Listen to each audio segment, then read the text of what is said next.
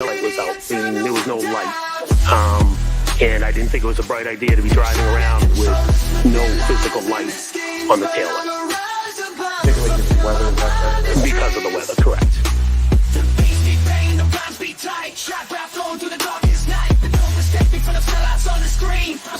So, your wife then leaves the ranch, is that correct? That is correct. You know, after she's unaware of the car driving. I did not see that, no.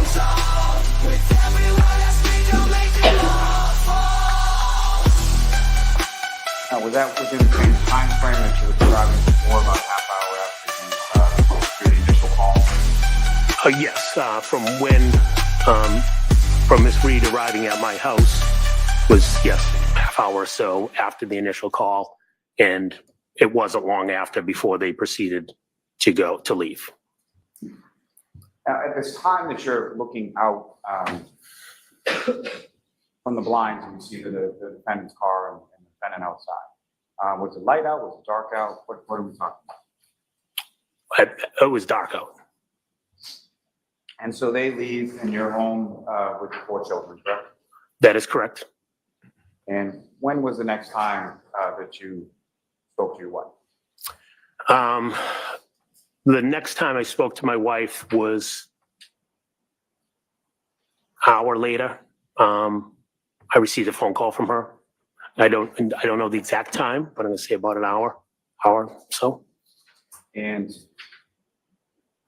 without reference to much of the content of that, well, all I'm really asking for is what, if any, indication did she give you as to where she was? She indicated they found John and at Fairview.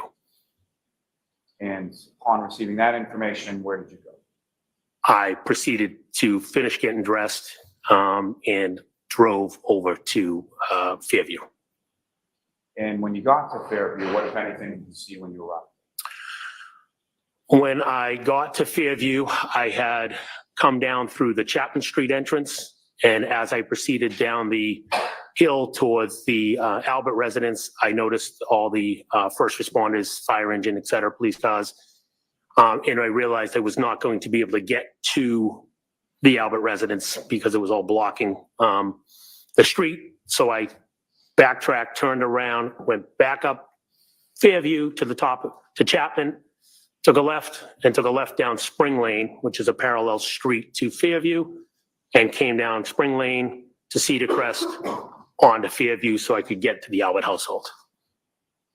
Now, during your drive from your home over to Fairview and doing all that sort of turning around and coming back around the other way to Cedar Crest, what were the roads like? It was snowing, careful driving. And the snowing that you observed that morning when you drove from your house to Fairview, what was that like in relation to the snowing that you observed when you were driving home from Fairview hours before? Much thicker snow, much more snow on the ground, much more snow to wipe off my car. And again, I had to drive slow. Now, when you come around to sort of the other side, as far as the first responders, you mentioned police cruisers and a fire truck, is that right? Yeah, there might have been an ambulance there as well, but yes. Do you recall specifically seeing an ambulance? I do recall seeing an ambulance. I don't know if I saw it when I came down or if I saw it when I eventually parked the car, but I do recall seeing an ambulance. And when you parked the car, where did you go? I proceeded on to Fairview and I parked the car along the side of the road because there was another vehicle in front of me. I believe the other vehicle might have been blocking the driveway, but there was another vehicle right on the side of the road as well. Now, in addition to the other vehicles, as far as cruisers, fire truck, or whatever from first responders, what, if any, other vehicles, or who, if anyone else, did you see outside? It ended up being Kerry Roberts' vehicle was parked as I was at the driveway. Ford Explorer, I think it was. And again, without any reference to the content of the conversation, did you have any conversation with Ms. Roberts at that time? Yes, I did. Did you know Ms. Roberts at that time? I knew who she was. Didn't really have a relationship with her, but I knew who she was. And how did you know who she was? Friends through the town. She did live in the Ponkapock neighborhood, though I believe she moved in and we moved out shortly after. I don't know the actual time period. Her kids were a couple of years younger. One was 1 year younger than my child, so I knew who her child was through being the grade beneath my youngest child through soccer. And just to be clear, when you talk about the Ponkapock neighborhood, that's where you used to live on Sutcliffe and where Mr. O'Keefe used to live in the house that was the first. Yes, that's correct. So then, after your conversation with Ms. Roberts, about how long was that conversation? Oh, that was a brief conversation. She informed me that she was going to pick up the, she informed me Karen was going, she was dropping Karen off back at the house. She was going to the hospital and she was going to pick up John's parents in Braintree. I told her I would come with her to pick up the parents. Like I said, the road conditions were pretty bad. And, just for safety reasons, I thought I would go with her, help her go pick up the parents. She informed me that Jen was in the house. Jen is waiting to be interviewed by the police. So where did you go from there? I then proceeded to the front door of 34 Fairview. And when you got inside, who, if anyone, was inside when you got there? When I got to the front door, it was my wife, Brian Albert, Nicole Albert, and Officer Lank. And when you came in, can you describe, starting with your wife, Jennifer McCabe, can you describe her demeanor when you first came into the house? Shocked. Just face was drawn, just kind of in awe. All three of them were just looking like, with a drawn face of, I'm walking and going, what the hell is going on? And just to be clear, by all three of them, you mean your wife, Brian Albert, Nicole Albert? Correct. And just turning back briefly to the phone conversation that you had from your wife, which led you to come over to Fairview in the first place, how would you describe her demeanor on that phone call? Matt, we found John at Fairview. It was a quick conversation. I didn't get any details. Now, at some point, while you were at the house, did you speak to, mention Officer Lank was there, is that correct? That's correct. If there was any other officers in the house at that time or at any later time? At that moment, it was just Officer Lank. At that moment, other officers came in the house a little later, but at that moment, it was just Officer Lank. And at some point, while you were at the house, did you have any conversation, or what, if any, conversation did you have with Officer Lank or any other officer?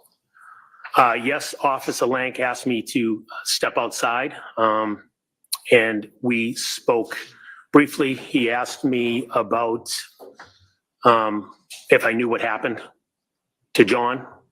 Obviously, I told him no. I had no idea. I'm just finding out right now. He asked me when I last saw John. I told him I saw him at the waterfall. We saw him at the bar. We haven't seen him. I believe, again, heat of the moment, I believe I said we saw his vehicle out front, but we never saw John. Now, at the house on Fairview, about how long were you there that morning?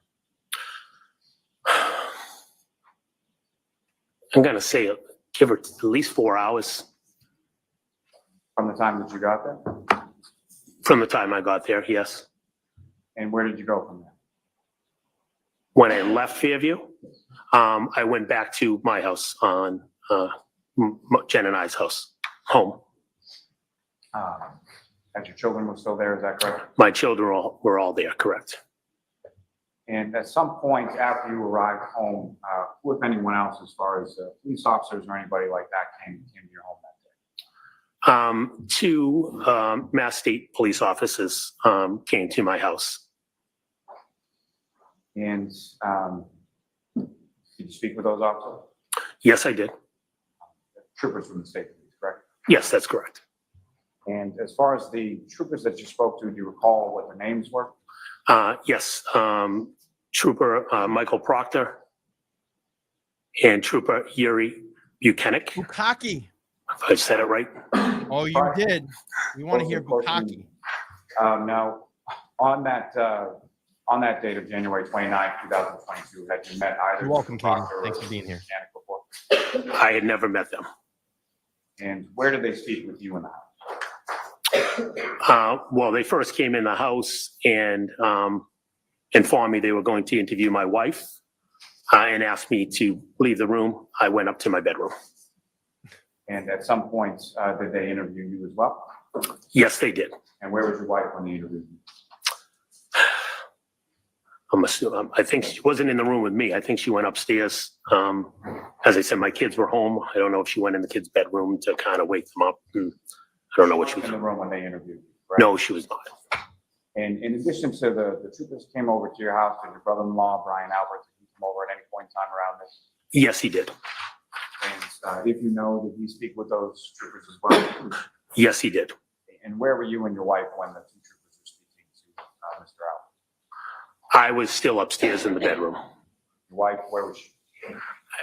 I'm trying. She might have come up and seen me, but I think she might have went in the girls' bedroom. I don't recall if we were standing in the same room. I think she might have went in my daughter's bedroom. Again, my kids were starting to, I don't know the exact time, 12 o'clock, give or take.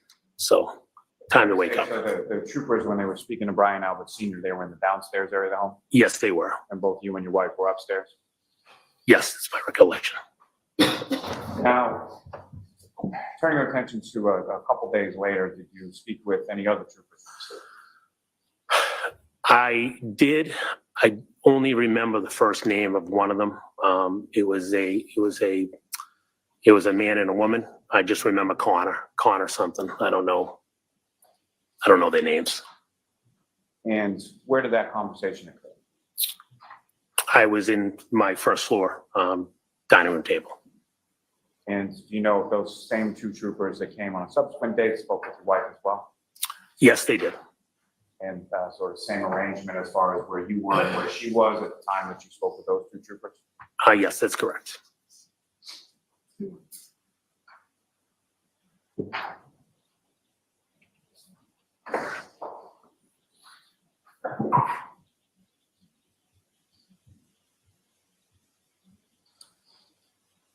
Hang on a moment, Ron. Sure.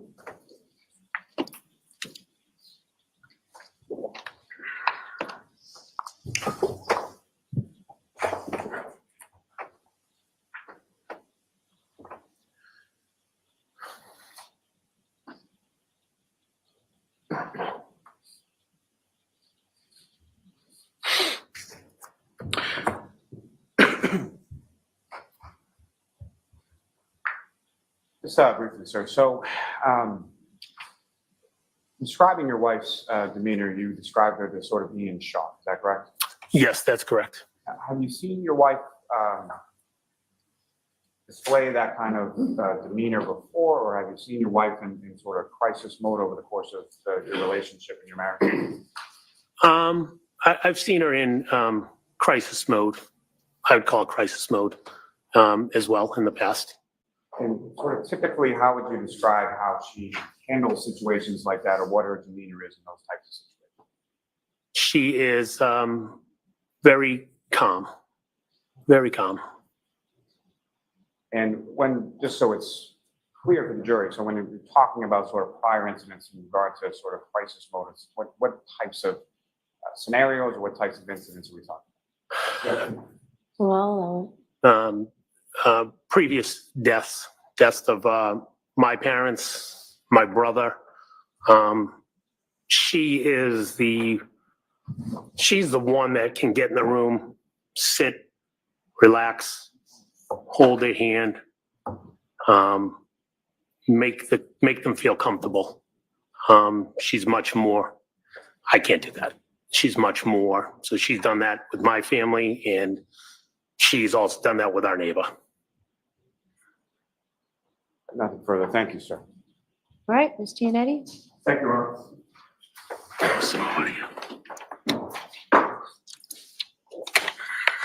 Good morning, Mr. McCabe. Good morning. I'd like to start by discussing January 22nd, the week prior to January 29th. Do you remember that Saturday? You had been at one of your daughter's hockey games that day? If it's the Saturday before, we're saying? Yes. Yes, I was. And you wound up going to the hillside in Canton, correct? That is correct. You went with your wife, Jennifer McCabe? Yes, When you got there, you saw Karen Reed and John O'Keefe there together, correct? I was there previous to them, but yes, Okay. I saw them there, yes. Eventually, I saw them there. I should have phrased the question that ultimately you ran into John and Karen together, correct? Yes, I did. And when you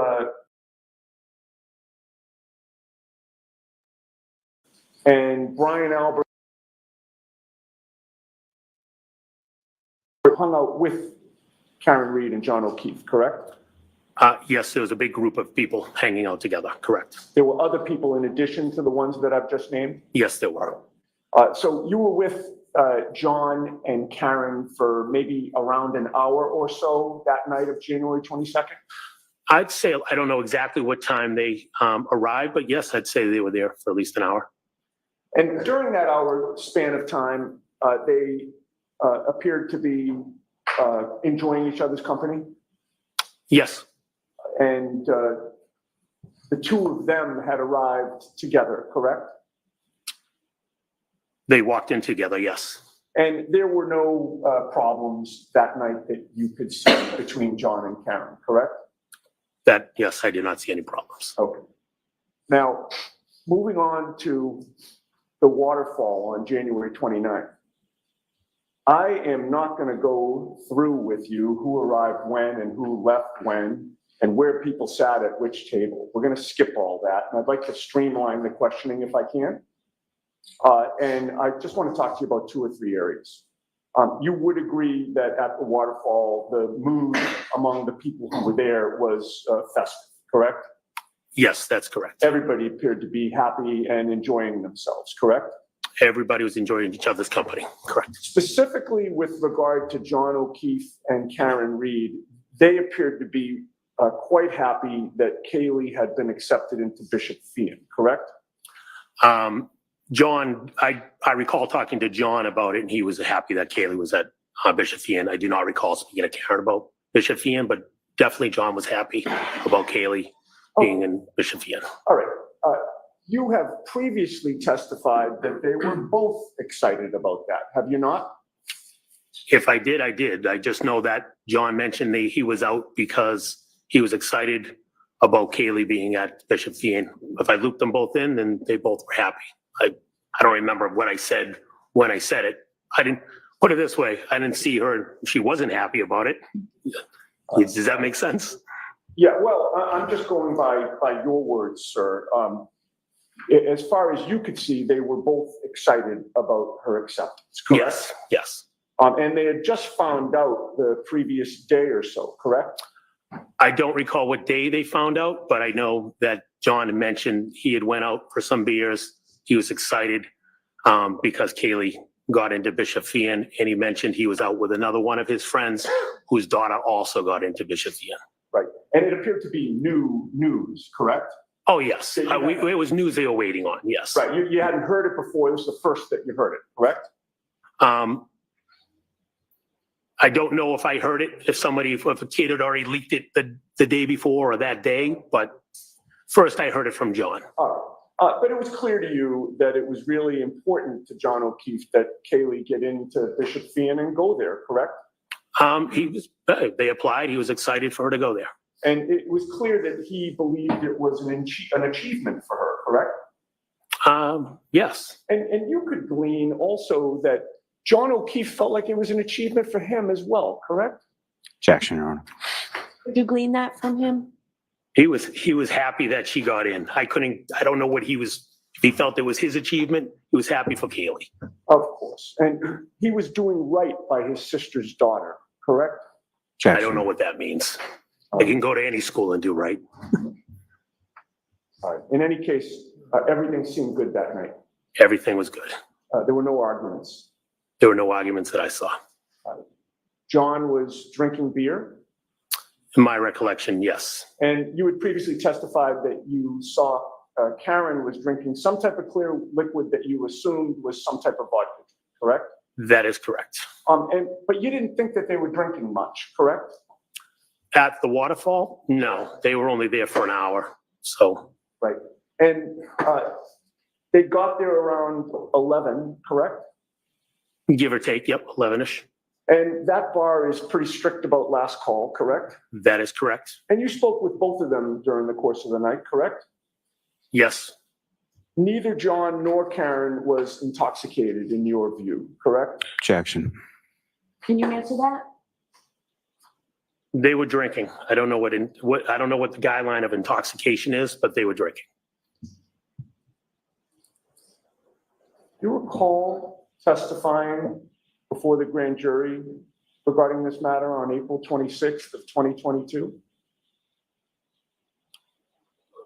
If you have that, then I don't recall that question specific, but yes. Right, well, I didn't ask about the questions. I just asked if you recall testifying before the grand jury on that date. I don't remember the date. I recall testifying before the grand jury. Oh, if I suggested to you that it was April 26th of 2022, would you quarrel with that? No, did you say would I quarrel? Yeah. No, it was definitely around that time. Okay. And at that grand jury presentation, Mr. Lally was there, correct? Yes. None of the defense team was there, correct? No. Karen Reed was not there, correct? No. And there was no judge there, correct? No.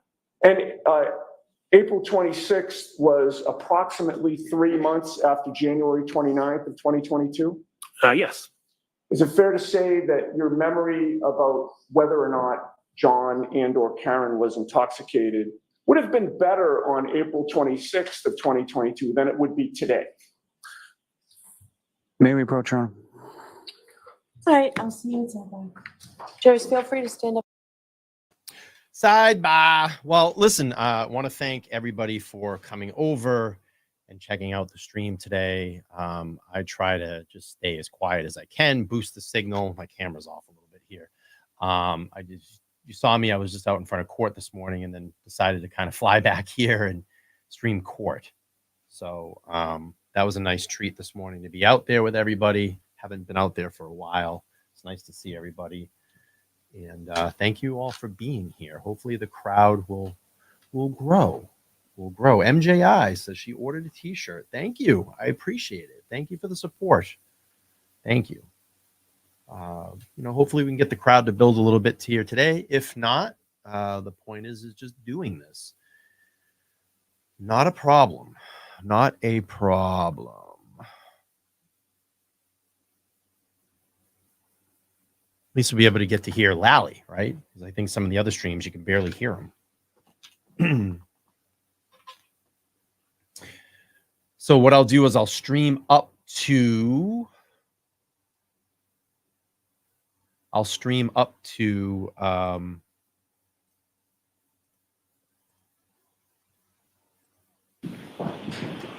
break and we'll come back.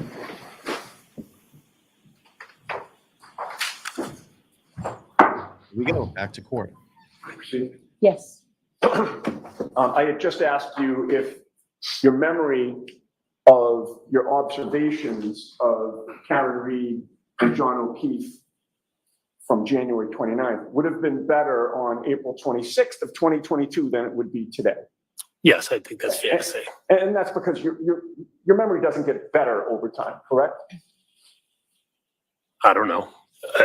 I would say it's fair to say, yes, my memory would be better that day.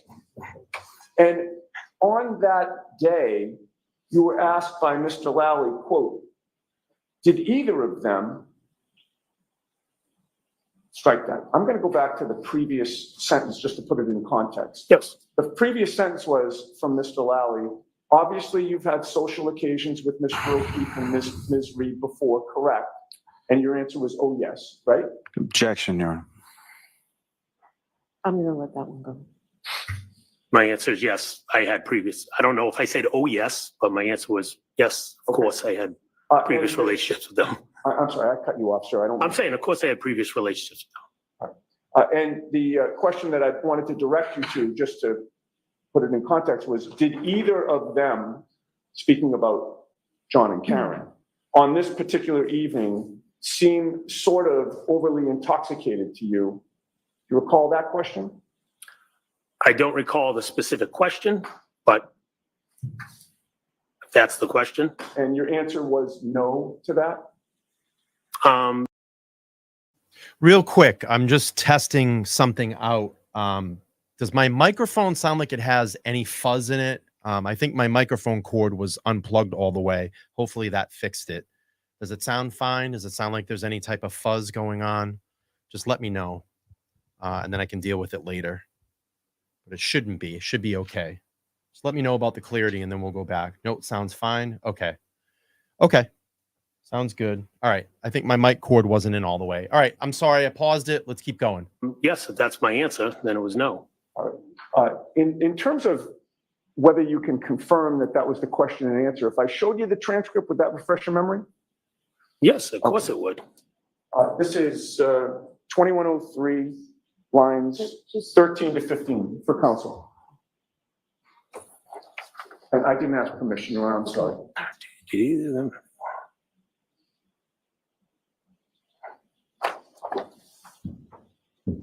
Thank you. Having reviewed that transcript, did I get the question and answer correct? Yes, you did.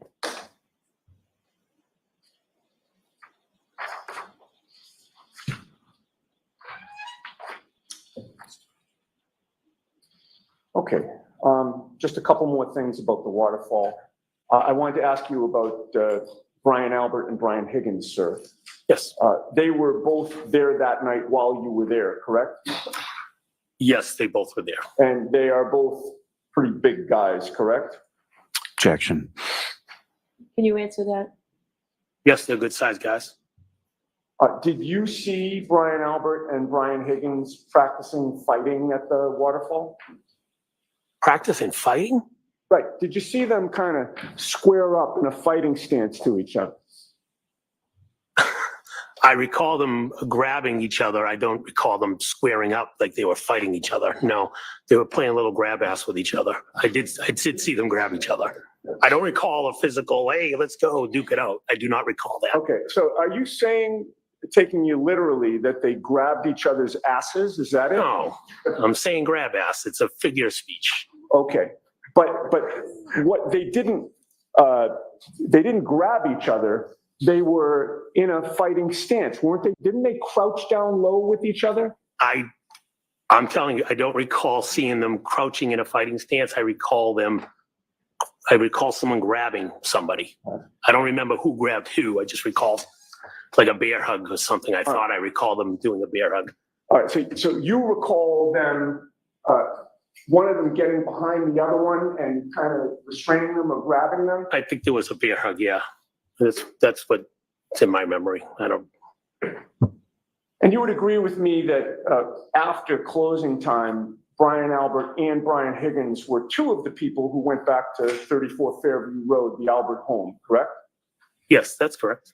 But before everyone left, before you left, it was announced around the table that everyone was welcome back at Brian Albert and Nicole Albert's house, correct? Yes. Karen Reed and John O'Keefe were both there when that invitation was announced, correct? Yes. And you would agree that it was expected that Karen Reed and John O'Keefe would go to the Albert home that night, correct? If they wanted to come, they were welcomed, yes. And that plan would have been for them to go inside the Albert home, correct? Yes. Do you recall what time you left the waterfall?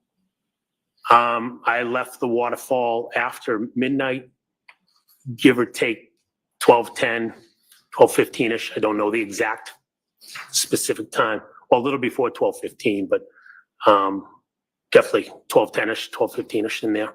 And you were one of the last to leave the waterfall? Yes, as I had mentioned, Nick Kolakisis and I walked out together from the waterfall. Your wife, Jennifer McCabe, had walked out of the bar physically before you did, correct? Yes, that's correct. And you actually met her in the parking lot? She was already in the vehicle in the parking lot, correct? And then you got into the car to drive to the Albert's home, correct? Yes, that's correct. All right. So I'm going to ask you about the ride back to the Albert's home in a bit, but right now I want to skip to when you got there, okay? Okay. When you first got there, your wife parked your vehicle in the driveway, correct? Yes. Which side of the driveway did she park your vehicle in? As I mentioned yesterday, I don't recall if it was immediately on the left, meaning the left towards the lawn, or if she was in the next spot over. She pulled in. I don't remember exactly if it was here or one spot over, but she pulled How many cars were in. in the driveway at that time? At least two. I don't recall if there was more than two. So if there was at least two, those two would have been parked abutting the garage area. In other words, would they be? Let me rephrase. So there are 2 lanes in that driveway, correct? My recollection is 2 lanes, but there is more space I know when we go over and we've gone over, there's more space to kind of park 3 cars. Right? To the right, correct. Okay. But we weren't to the right. We were either left or middle. You were behind one vehicle, whichever lane you were in, or were you pulled right up to one of the garage entrances? I don't recall if we pulled all the way in or not, but I don't remember. So there were at least 2 vehicles in the driveway before you got there, correct? In the driveway? Yes. Yes, there were cars in the driveway. And when you parked in the driveway, fair to say that there was no black SUV at the Albert's home?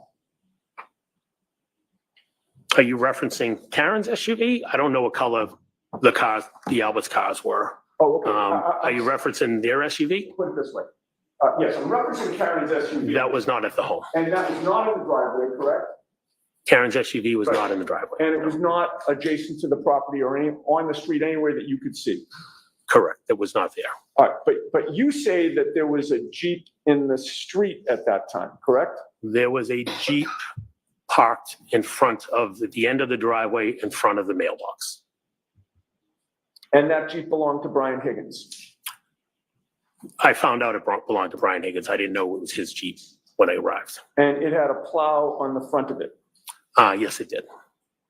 It was parked adjacent to the Albert's property on Fairview, facing up the hill toward Chapman Street, correct?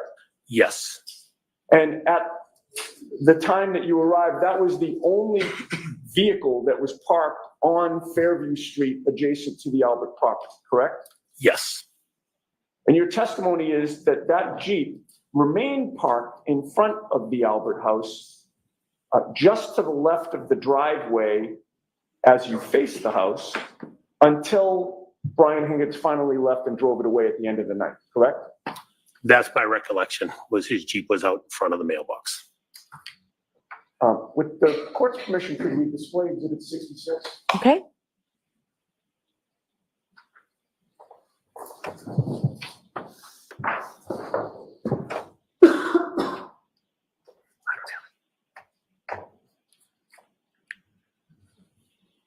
Microdots. So, Mr. McCabe, I'm highlighting for the spotlight the front of the Albert's home. When I get to the point where the Jeep was parked, can you stop me? And you can adjust it right or left if I go too far. Objection, Your Honor. Can we have him use the laser pointer first and then? Sure.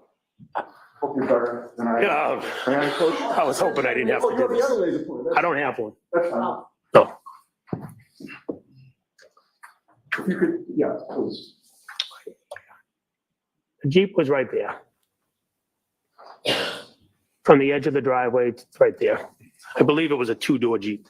Okay, it looks like a part of the Jeep would have been blocking the driveway. No, where the mailbox is, the Jeep was right there. Okay. It was not blocking the driveway. I'm gonna step a moment. Sure. The mailbox that's spotlighted there, would that have been where the back of the Jeep was? Yeah, the back would have been right in the vicinity of the edge of the driveway in the mailbox. I see, so it wasn't blocking the driveway at all when you saw it? No, And it was facing to the left as we look at Exhibit 66, correct? facing, heading to the left of the house, correct? We can have the lights back on.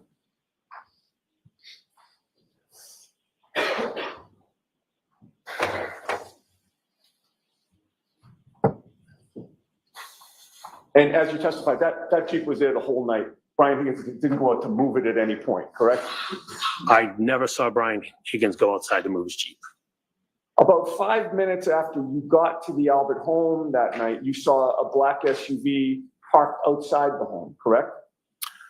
Yes, again, I don't know the exact minutes, but give or take, 4 or 5 minutes. And when you saw that black SUV parked outside the Albert home, Higgins' Jeep was still there, correct? Yes, to my recollection, the Jeep was still outside in front of the mailbox. The black SUV was parked in front of Higgins' Jeep with the plow on the front, correct? That's correct. How far or close to that Jeep was the black SUV? I don't recall the exact distance. Again, when I looked outside, I noticed my focus was on the black SUV, which looked outside would have been in front of the front door. With regard to the distance between the Jeep and the black SUV, was it greater or smaller than the distance between you and me right now? Oh, it'd be smaller. If I'm the end, if you're the end of the Jeep and I'm the end of the Let's say that I'm the Lexus, rear end of the black SUV and you're the front end of the Jeep. yeah, I'd say you'd be a little closer to me. With the court's permission, may I walk closer to the witness so that he could give an estimate? Sure. And you can just stop me, sir. Yeah, I don't know. Again, when I looked outside, I was focused on the SUV. I wasn't focused on the Jeep or the truck. I don't know the exact distance. You could walk 3 more feet or 3 feet that way, but it was out in front of the house. That's all I can tell you. You will agree with me that you've given conflicting information about where the black SUV was when you first saw it? If you tell me I gave conflicting information, you can show it to me. I don't recall. I've always said the SUV was in front of the house. Right. And when you said in front of the house, you meant that as you look out the front door of the Albert residence, which on Exhibit 66 would have been the door to the left, that's the classic front door? The classic front door looking at the house on the main part of the Colonial. Looking straight out from there, that's where the black SUV was positioned, correct? In that vicinity, correct. Right. It would have been sort of directly in front of you as you look out that front door, correct? Like I said, in the vicinity of looking out the front door was the black SUV. If it was 3 feet this way or 3 feet this way or 3 feet that way, I don't know. It was just out in front of the house. Right. And that was where it was when you first spotted it, according to your testimony today, correct? Yes. But you spoke to Michael Proctor during the afternoon of January 29th, did you not? Yes, I did. That was the very day that these events occurred, correct? Yes, it was. You would agree with me that your memory of where that black SUV was when you first spotted it on January 29th would have been better on that very day than it would be today, correct?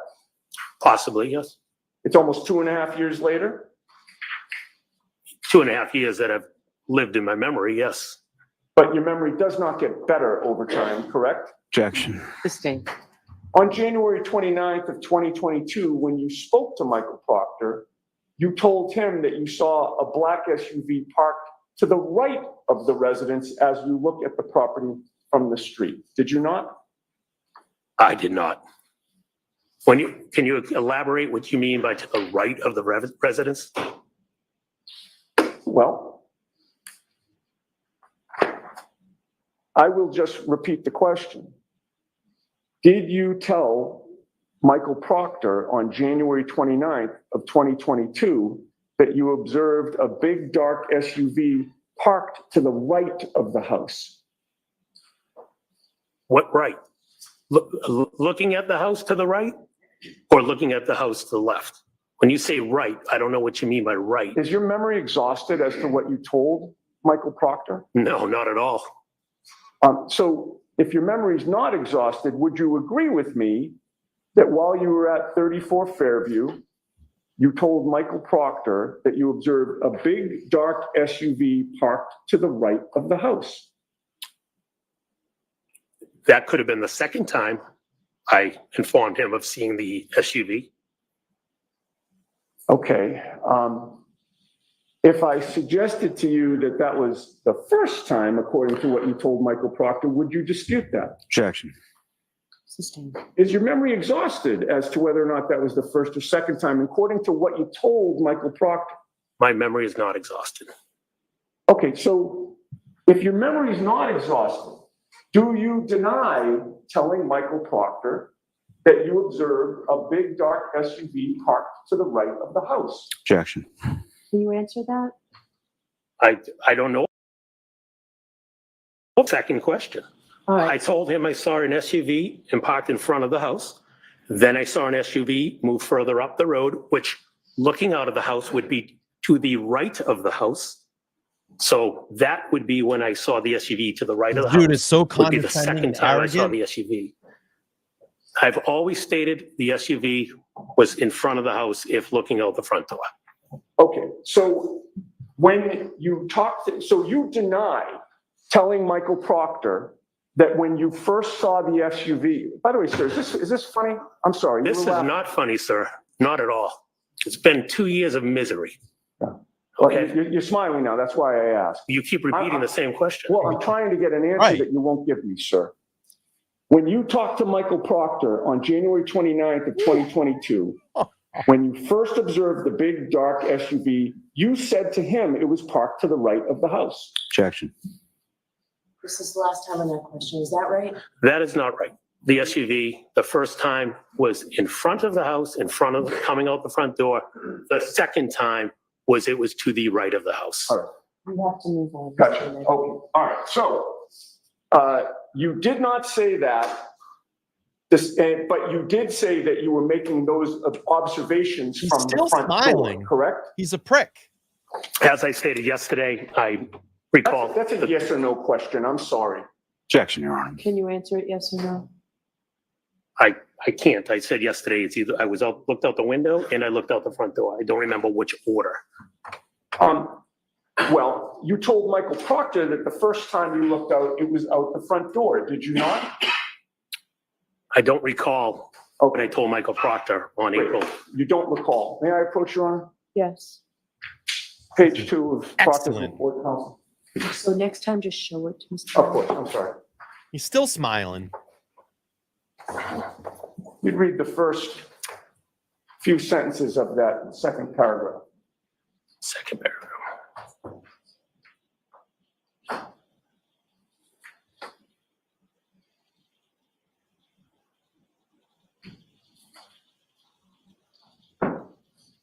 Now he's processing. What did I say? What can I say? How can I cover it? This is what's going on in his mind.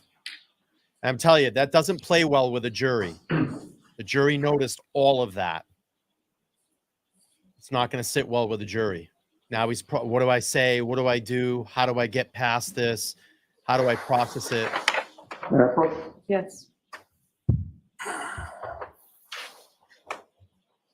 You had said that you don't remember what you told Michael Proctor. Did that report refresh your memory? I'm not saying I don't remember what I told Michael Proctor. Well, hold on. I'm stating what I remember. Hold on a second, sir. You just told this jury that you don't remember what you told Michael Proctor. Those were your words. Yes, at the point I'm reading, I don't remember the exact wording, but I know what I told Michael Proctor. All right. And you told Michael Proctor that you observed a big dark SUV parked to the right of the house. Did you not? At some point in the conversation, yes, I told Michael Proctor that a big dark SUV moved to the right of the house. Moved to the right of the house? Is that what you just said? All right, let me rephrase. At some point, there was a big dark SUV parked in front of the right of the house. I physically didn't see it move, so I need to rephrase. I can't say move. Right, but what I'm concentrating on now, sir, is not what your memory is today or what you testified to the jury today. I'm concentrating on what you told Michael Proctor that very day on January 29th, 2022. Okay? And you initially told him that it was parked to the right of the house, the big dark SUV, and that you made those observations from the front door. And then you stated you looked out the front window and, Objection, Your Honor. and observed the same big dark SUV had moved to the other side of the property. So Correct? the objection sustained, you have to break that down, and I thought we moved on from this, Mr. Chairman. No, we haven't gotten to the second part of the. So bring the document, I'll see you at sidebar. Matt McCabe is rattled, and I've talked about this. I've talked about this on all of my review streams. When you cover a lie with a lie with a lie, eventually the truth is going to come out because you can't keep covering with a lie.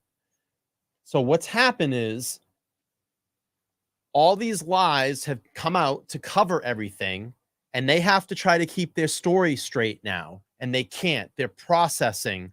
So when questioning is coming in, they're trying to process, how do I keep with the lie? How do I keep with the lie? And it's eventually going to come out. You can only lie for so long, and then the truth comes out. He literally just said the SUV moved to the right of the house. So it's either it was parked or it was moved. And you can see he's rattled now because the story that he gave after, you notice it's always after they talk to Proctor, the story changes.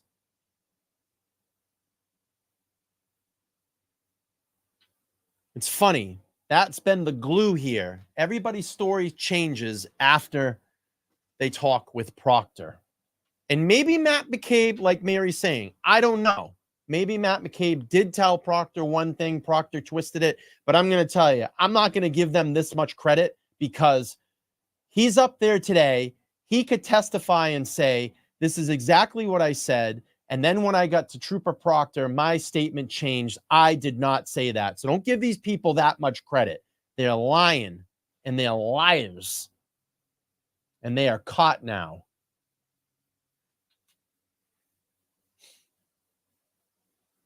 You can't continuing to cover a lie with a lie with a lie. It won't happen. The truth eventually will come out. But this has been, and the O'Keefes, I feel bad for her mom.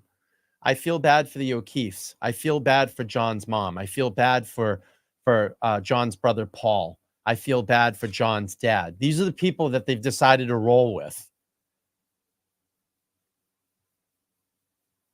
See if we can see Scott. Here's Mr. and Mrs. Reed. Kelly Reed in the background. We saw her on the live earlier today. I got a nice exchange with Karen's mom, thanking me for all the donations that have come in. She's been watching the streams, so I appreciate that. This is intense. And Matt McCabe's smiling on the stand. We're back to testimony.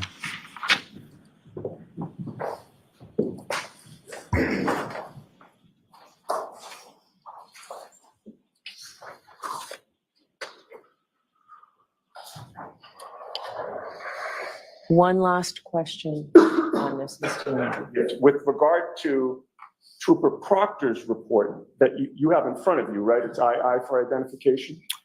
Yes, I'm reading the. You will agree with me that you reported your conversation as saying that the vehicle was first to the right and then moved to the other side of the property, correct? Objection. Sustained. You testified before the grand jury regarding this issue on April 26th of 2022, did you not? Yes, I did. And you talked about the vehicle moving from point A to point B, correct? Yes, at some point. And you estimated that it was 15 to 20 feet or so that the SUV moved along the property line, correct? Yes. Again, I don't know the exact distance, but estimates. And you, at that point in time, you were asked to clarify what you had meant when you said that the vehicle was first on the right side of the property. Do you recall that testimony? I do not. Do you recall that Mr. Lally asked you, to the right would have been toward the driveway side of the property, and that you answered that's correct? I don't remember the conversation. And again, to the right, looking at the house, or to the right, looking out of the house? Well, that's what I'm talking about. To the right, looking at the house would be toward the driveway. To the right, looking at the house would be toward the driveway, correct? And that's your testimony where the vehicle started out, correct? And then moved toward the flagpole the second time? The vehicle started in front of the house and moved towards the flagpole, correct? So looking out of the house, it moved towards the right. Now, excuse me.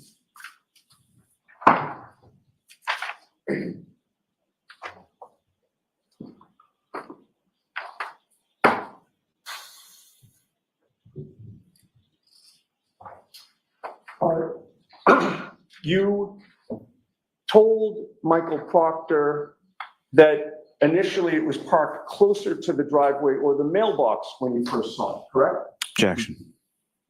Objection sustained. We're moving off of this, Mr. Okay, yes, Your Honor.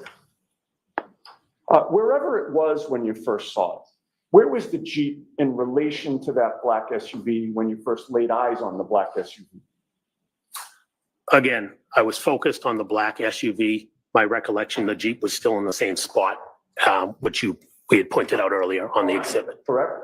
In terms of where it was facing, the black SUV was behind, I'm sorry, the Jeep was behind the black SUV. Jeep would have been behind the black SUV, correct? And wherever it was along that property line, you would agree with me that before the black SUV arrived outside the Albert home, you didn't notice any tire tracks in the snow on the street in front of the house, correct? Before, yes, that's correct, Before the black SUV arrived. correct. And you saw the black SUV first or second, it was always facing toward Chapman Street, correct? Yes, that's correct. And it was always facing in the same direction that you say that Higgins' Jeep was facing, correct? Yes, And that would mean that the passenger side of the black SUV was the closest side to the Albert home, correct? yes, And it was the closest side to you when you were first looking at it, correct? yes. And now your testimony today is you don't recall if the first time you looked at that black SUV, it was through the front door or if it was through a front window, correct? Correct. I don't recall which one I looked out first. I know I looked out both of them at some point. I just don't recall which one was first. Whichever one it was, when you first laid eyes on that black SUV, you did not see John O'Keefe in the passenger seat, correct? That is correct. How long a span of time was it between the first time you looked out and saw the black SUV and the second time? Again, I don't have the exact time. I'm going to guess 3, 4, 5 minutes at most. And what you did in between those 3, 4, 5 minutes was you went back to the table or near the table in the kitchen dining room area where everybody was congregated? That's correct. And you went back there to talk to people and socialize, correct? Yes, that's correct. And then you came back to the front of the house and either went to the front window or the front door, and that's when you noticed that the black SUV had moved to the other side of the property, correct? Yes, at that moment, it had moved to the right of the property. It had driven forward, correct? I did not see it drive, but it had moved, yes. It had moved. So it had to forward. get there somehow, yes. All right. It was now closer to the flagpole. And not from your vantage point looking out, but as you look at the property from the street, that would have been to the left, correct? Yes, And again, it was still facing toward Chapman Street. In terms of how many times you saw the black SUV having moved outside the house, you would agree with me that you have contradicted yourself about how many times that it moved, correct? no, Yesterday and today, you testified that it had been in correct? yes. three. Right, and, you know, again, in May of 2024, yesterday and today, all three times it moved, it was moving further or farther up Fairview toward. That's In fact, you've testified now in May of Cable feed. 2024 that the third time that you saw it, the black SUV was even past the fire hydrant. Just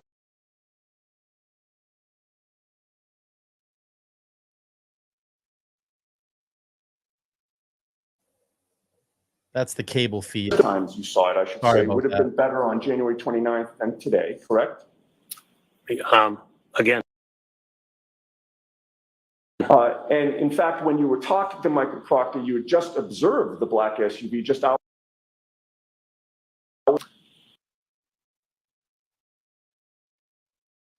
oh, yes. Yeah.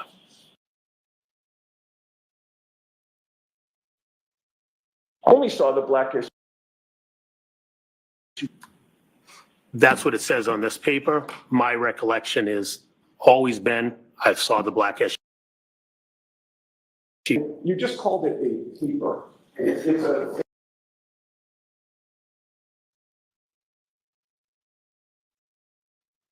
Since you talked to Michael Proctor on January, it's fair to say that you've had multiple conversations about this case with your family, correct? Of course, I've talked about this case. That includes. So that's the cable feed. It's not me. It's because My so family? many Yes. people are watching it. Yes. As well as. You've also, since you talked to Michael Proctor, have had multiple conversations about this case with your in-laws, correct? Yes, That also includes in-person conversations as well as phone calls and texts, correct? that is correct. And since you gave that statement to Michael Proctor, you've had multiple conversations specifically with Brian Albert, correct? Yes, I've talked to Brian Albert. That includes in-person phone calls and texts, correct?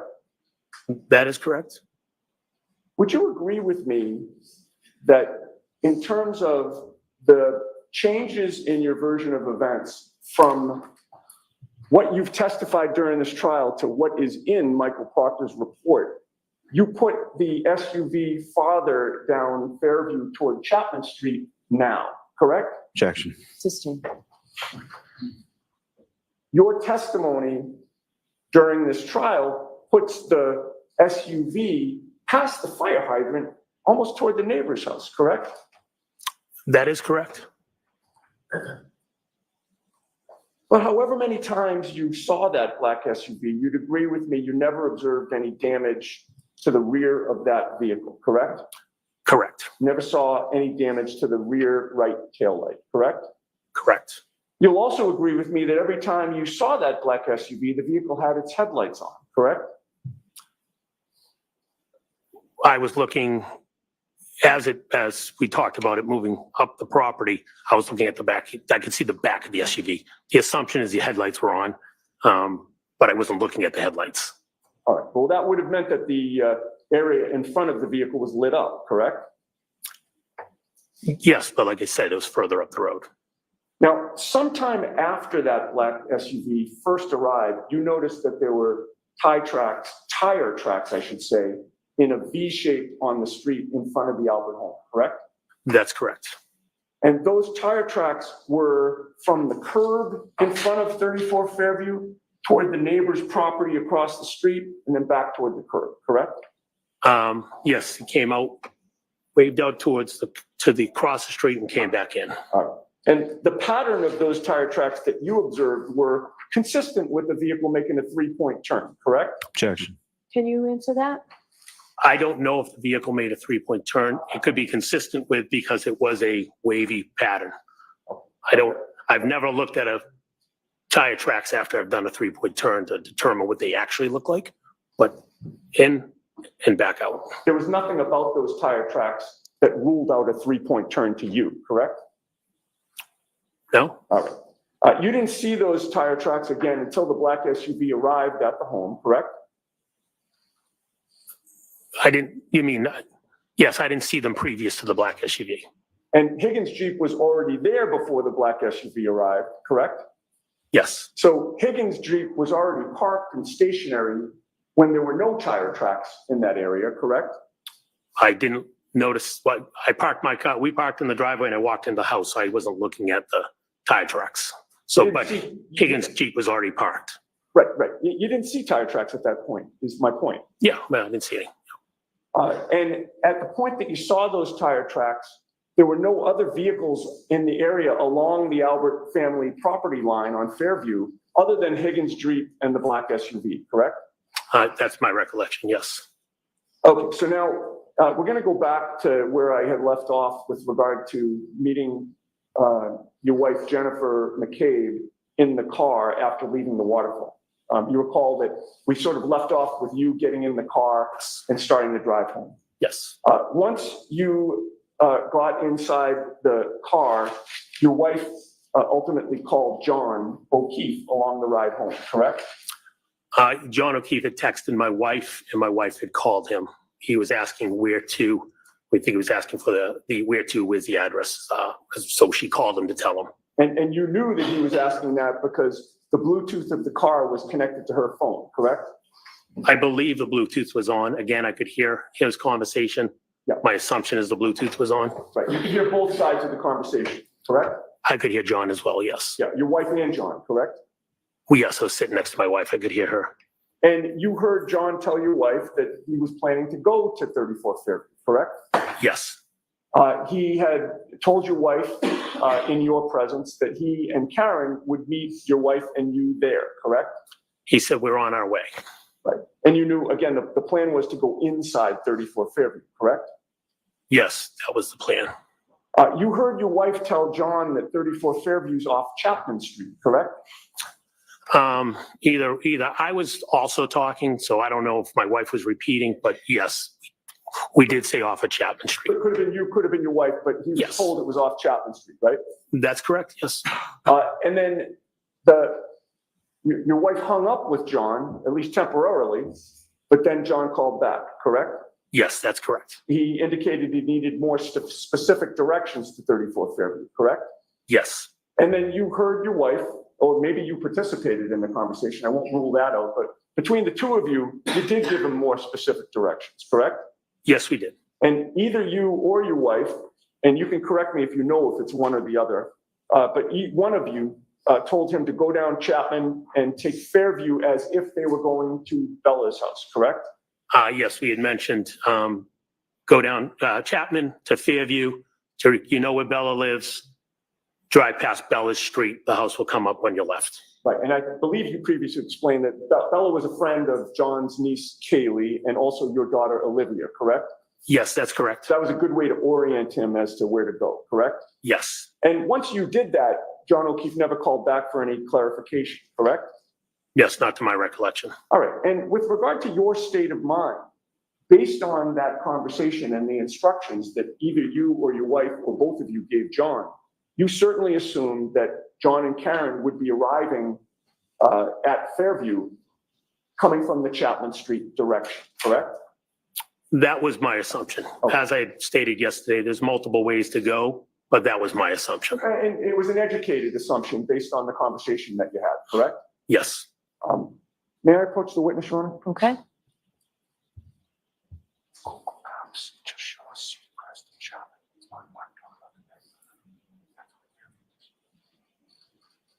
Finding him the yes. Thank you. document. I have handed you something, if you could take a look and tell the jury whether you recognize what that depicts. Yes, this is a map showing Cedar Crest Road intersecting with Fairview Road. On the opposite side shows Chapman Street intersecting with Fairview, as well as other streets in it's called the Cedar Crest neighborhood, in the Cedar Crest neighborhood. And realizing that you don't have a compass or a ruler, does it appear to be generally to scale in terms of where the roads are? Yes, And it appears to be a fair and accurate depiction of the layouts of particularly Cedar Crest, Fairview, and Chapman Street? yes. Okay, I would offer that, Your Honor. Is there any objection? Okay.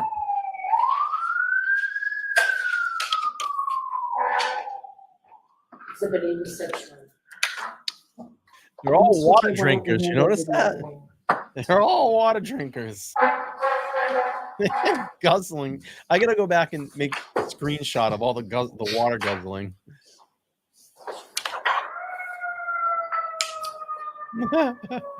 That would take a lot of time. May I display that for the jury, Ron? The answer is not inside that water bottle. All right. I'm gonna shrink myself a little bit so we can see this. Remember that will be exhibit 88. Oh, thank you. Well, what is displayed on the screen, Mr. McCabe? Does that appear to be what I just showed you in exhibit 88?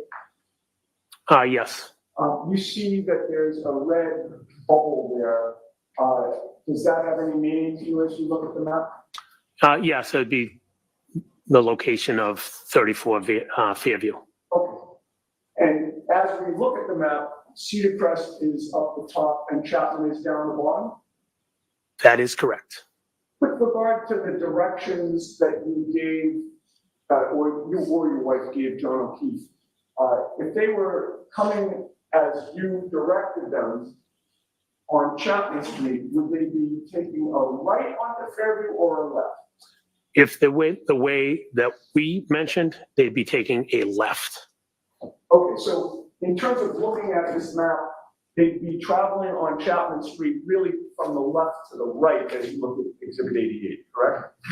Yes, left to right, correct. And that would allow them to take a left down Fairview, heading towards Cedar Crest, correct? That is correct. And you would agree with me that that would put the driver's side closest to the Albert property if they just kept going straight all the way to Cedar Crest, correct? Yes, the driver's side would have been closest to the property. Okay, we can turn the lights back on. That would mean, well, strike that. So you agree with me that your state of mind was that was the direction that they would go? That's what I thought they would have, that's how I thought they would have come into the neighborhood, correct? But you never saw the black SUV traveling in that direction or parked in that direction, correct? That's correct. That would mean that in order for the SUV to be facing in the other direction, one way would be for it to make a three-point turn, correct? Objection. I'll allow it. So we're saying if they came down from Chapman and then spun around and facing back up towards Chapman, is what you're asking? Yes, at some point she would have had to turn around. Or do a three-point turn, correct? She could do a three-point turn, or she could just loop around at Cedar Crest and come back up. Either one. Right. And a three-point turn would be consistent with what the V-shaped tire tracks that you saw when you looked out the front of Brian Albert's house, correct? Objection. Sustain. When you were interviewed by Michael Proctor on January 29th of 2022, you had not spoken with Ryan Nagel, correct? No. So it's fair to say you did not know what, if anything, Ryan Nagel had seen in terms of how or what direction the black SUV arrived in, correct? Objection. Sustain. When you spoke to Michael Proctor on January 29th of 2022, the phone conversation that your wife had with John O'Keefe that you were either participating in or listening to, that was regarding the directions. That was fresh in your mind on January 29th, correct? Yeah. Those directions had just been given to John, the night before or really hours before, correct? Yes.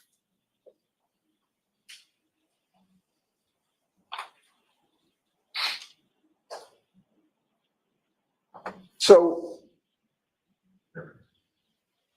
on January 29th, when you're talking to Michael Proctor, believing that John had driven down Chapman Street, you were trying to square in your own mind how the vehicle wound up in the other direction when you looked out the house, correct? Objection. Were you? Can you just repeat that again? I Yeah. think I heard you. I just want to make It sure. wasn't a great question. I'll see if I can make it any better. you're talking with Michael Proctor on January 29th in the afternoon, correct? Yes, And he's asking you about the positioning of the black SUV, among other things, correct? yes.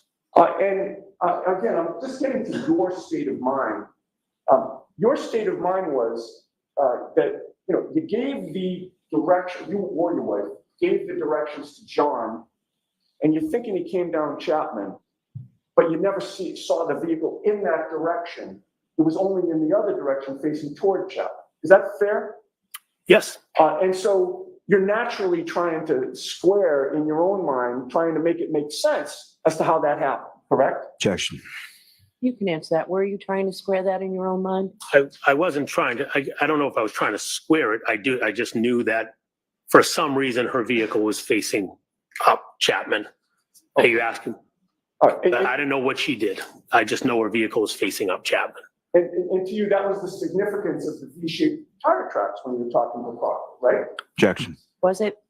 If I recall, I said there was a V-shaped tire tracks, and I believe the question was, could it be consistent with a three-point turn? I said it could be. I didn't know if it was a three-point turn. It could be because it was weird tracks. Again, I did not see the vehicle.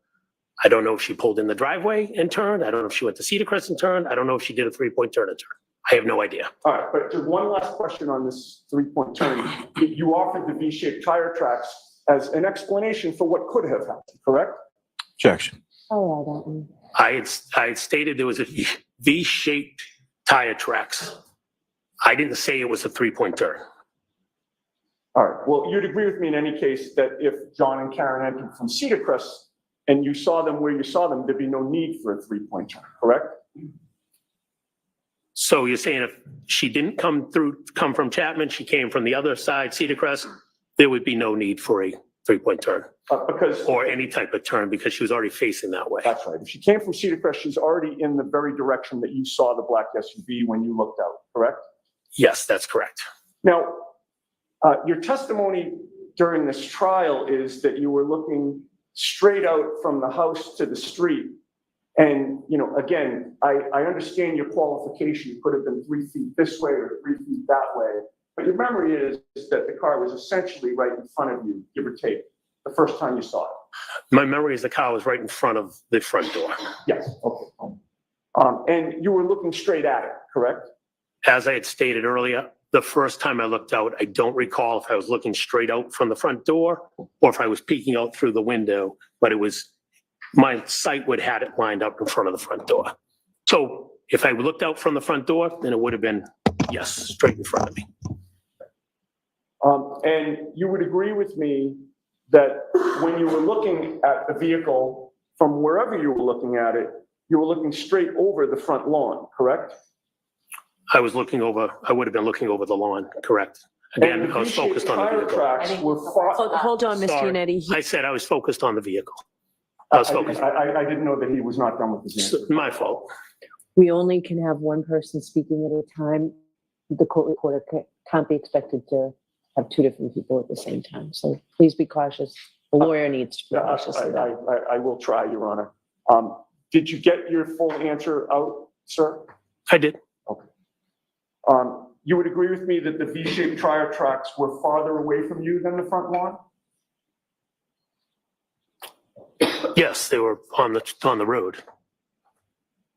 And if you were able to clearly see those V-shaped tire tracks, you certainly were able to clearly see the Albert's front lawn, correct? As I mentioned, I was looking over the lawn, but I'm assuming the lawn was somehow in my visibility. I wasn't focusing on the lawn. Okay. I'm going to try that question again and see if I can get a yes or no answer. If you were able to clearly see the V-shaped tire tracks, you were certainly able to clearly see the Albert's front lawn, correct? If I looked at it, it's a confusing question. As I said, I was focused on the road. I wasn't looking at the lawn. But let me be clear. I'm not asking you if you looked at it.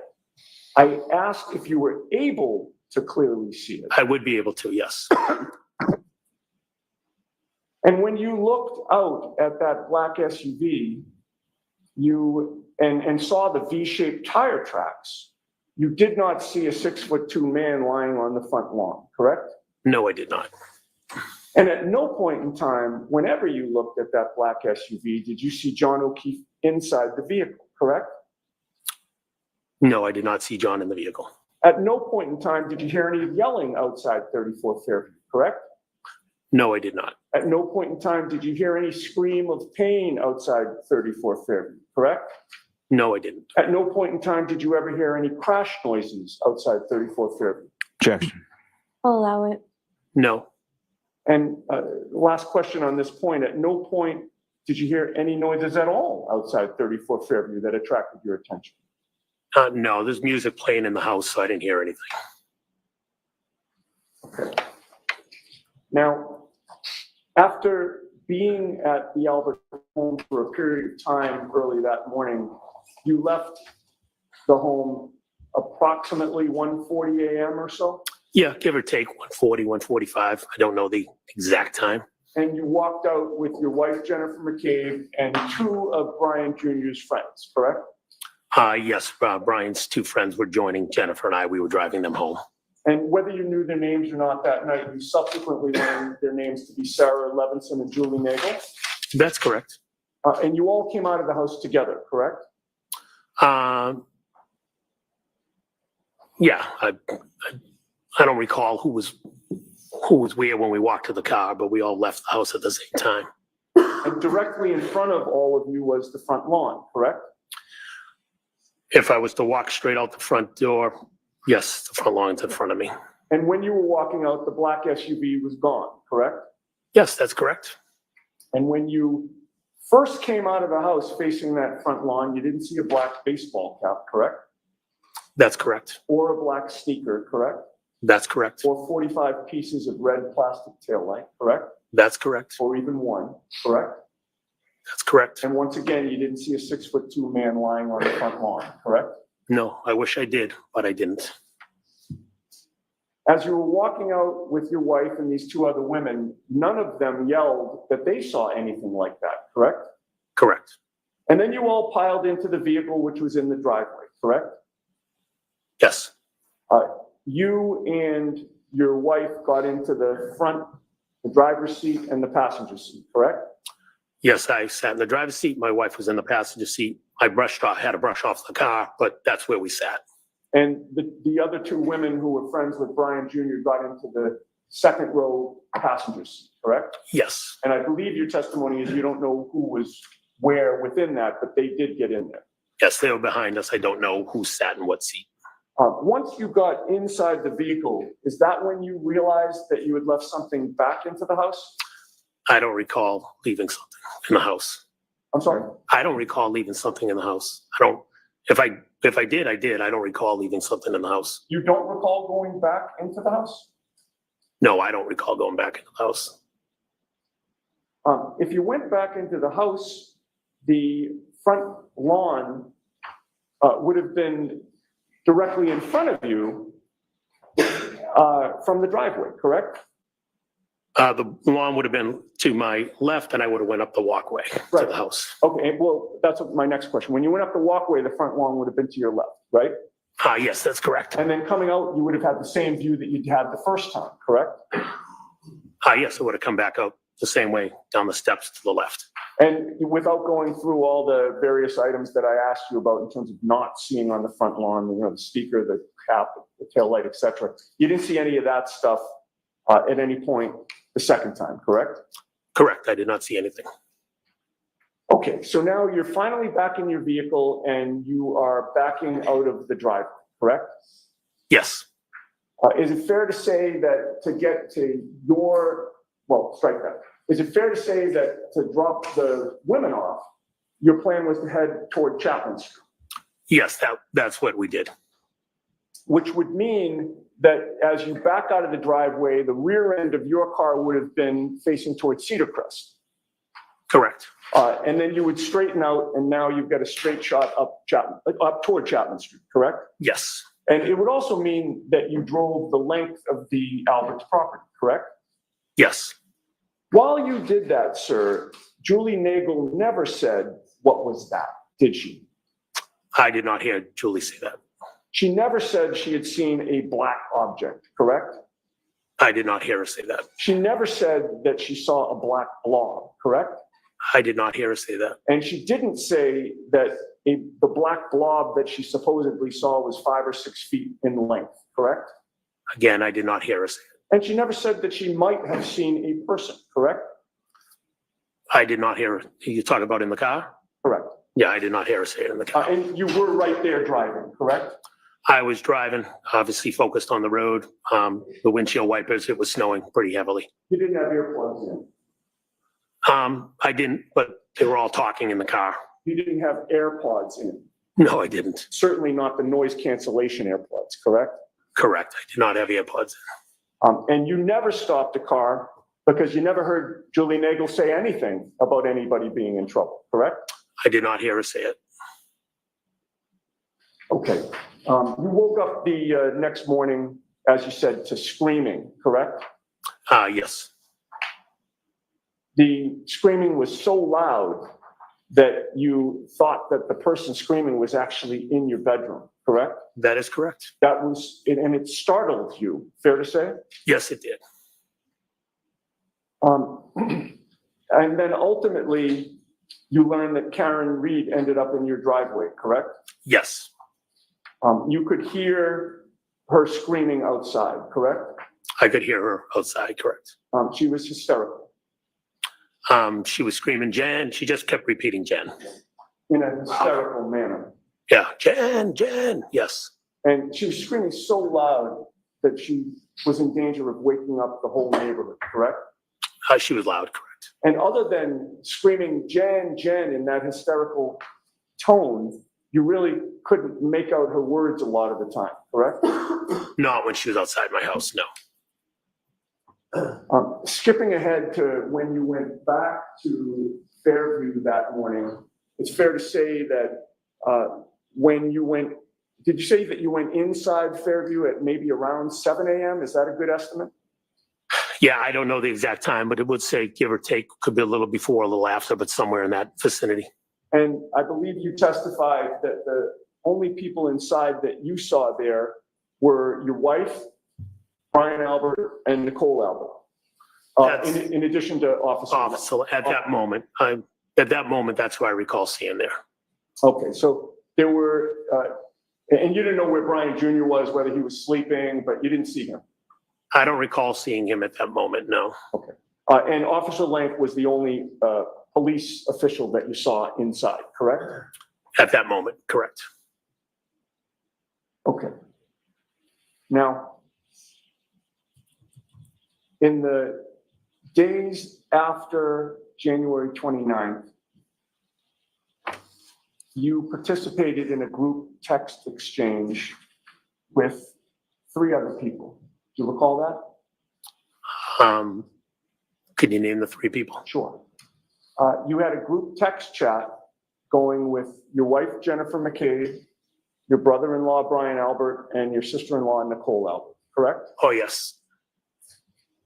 I'd like to ask you some questions about that group text chat, if I might. Sure. You would agree with me that on February 1st of 2022, that was 3 days after John O'Keefe passed away, correct? Yes.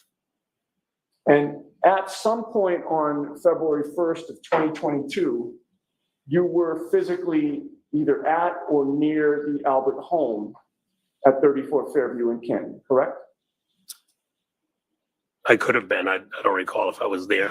You recall watching what investigators were doing in the neighborhood on February 1st? I do not. If you could show it to me, I could maybe reflect my memory. I do not recall that specific day. You don't recall monitoring what troopers were doing? In I the was not neighborhood? monitoring anything that the troopers were doing. If I had driven down the street, dropping someone off, picking somebody up, and saw the troopers, then I saw the troopers. I was not monitoring anything. Directing your attention to 1:34 p.m. and 27 seconds, you texted your wife, Brian Albert, and Nicole Albert, quote, troopers back out front, but in front of Asian house. Did you Wow. not? If I texted that, you could show it to me. Wow. Yes.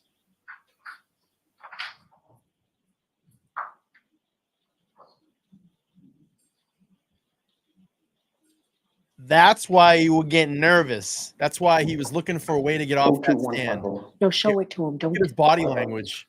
I'm sorry. Wow. You showed it. Show it to I'm Mr. sorry. Miller and don't reference what it is. You think this is my first try?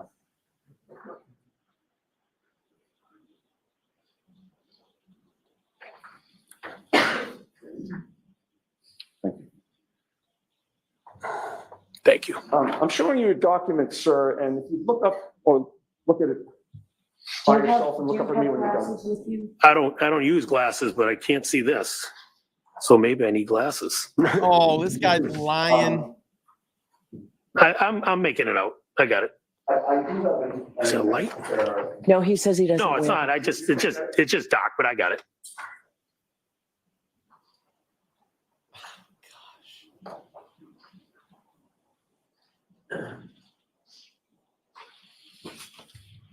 Go up front. How do I cover this? What is the lie? I can't read it. What the Oh, hell? I can't read it. Oh, how did they know? How did they get this? If you're struggling, I'm reading mine, right? The middle one? yeah. Yeah, You take yeah. all your time, the time. Yep, I got it. How can I cover this? What am I gonna do? Yep, Okay. I see it. all right. If I may just grab that Yes. back. Thank you. You got some froggy body Having language reviewed now. that document, is your memory refreshed? I see that I texted what you said I texted. The Oh. troopers were outside of the house. Yes. Right, that's my question. This is a page that contains the group text that you had with Jen McCabe, Brian Albert, and Nicole Albert, correct? Yes. And in terms of the question that I asked you, you now acknowledge that you testified troopers back out front, but in front of Asian house, correct? That's correct. Mr. McCabe, what is an Asian house? The next door neighbors to the Alberts were Asian. So you mean that a family of Asian racist. origin lived next door? Yes, They were the next door neighbors to your brother-in-law and sister-in-law? correct. They lived, if you come out of Fairview, they lived to the right of the Alberts. And did you know their last name was the Chungs? I had no idea that I've never met them. I don't know their last names. I just knew it was an You Asian might family be next door. racist. And you didn't feel the need to ask their names or try to call them by their names? I've never met them. Objections sustained. You know what, Giannetti, let's come Yeah. to side please. We might be exposing a racist here. Oh yeah, he's nervous. This might go into some racist. This might go full racist here. I'm sure they got some more stuff on Mr. McCabe. Ooh. Uh-oh. Yeah, why would you not call them by their names? Why wouldn't you just say troopers by the first house on the left or whatever? He's saying saying a lot of things. And remember, O.J. Simpson trial, what happened when they got Furman on the stand? They exposed him as a racist. And I'm going to go on record here and say O.J. Simpson is 1,000,000% guilty. But this is interesting. Yes, KC, thank you. And for the record, I do not support any type of racism on my channel, and racists need to be exposed and brought forward. I think Maddie's in a lot of trouble here. All right, let's continue. Who would say Asian house? That's pretty disgusting. You're stereotyping or saying When you something about did someone's tell race. Yeah, he's gonna keep digging. the group chat about the troopers being at that house. Nobody asked you to clarify which house you were talking about, correct? Objection. I'll allow that. Did anyone ask you to clarify? Nobody asked me to clarify that I recall. In fact, Brian Albert responded with just a question right now. Do you recall that? Yes, I think that was on the screen you just showed me. And you responded yes, correct? Did I get to see all the text or no?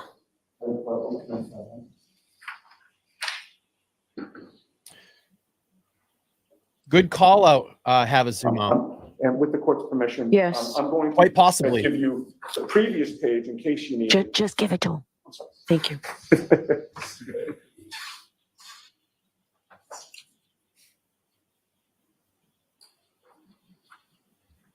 I'll just give you one, and if you need the other, just let me know. No problem. Thank you. And again, just look at it silently to yourself and look up at me when you're done. Why wouldn't he just say greenhouse or brown house or first house on the left? So am I to assume where you said Brian Albert said right now? Yeah, would you like to see that? So would that be the last one and then this is the next one? What you, I'm just making sure. I understand, I appreciate that. You tell me, Okay, if with the court's permission. Sure. thank you.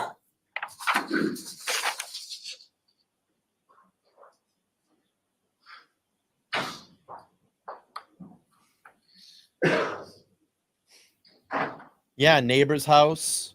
Yeah, exactly. That's my point. Yep, that's what I was just looking for. I may collect the document. I didn't read the rest of He it. specifically called out the race of the people that live there. I mean, it's a little unsettling. Okay, thank you. You You're welcome. You would agree with me that after you told the group in this group text that the troopers were back out front, in front of that house, Brian Albert's response was right now? Yes, And then you said yes, correct? yes, And then Brian Albert replied, okay, correct? Objection, Your Honor. As of the reading. Oh, is that how he replied? that's what it just said, yes. All right. Now, at that point, you texted the group that you were trying to get a picture of what you were seeing, correct? I didn't see that on the text. And you don't deny that you said that in the text, Can you correct? show me the text, please? Oh, sure. Oh, did you say you didn't see it in the? I didn't see that, I'm no. sorry. That's probably because I didn't give it to you.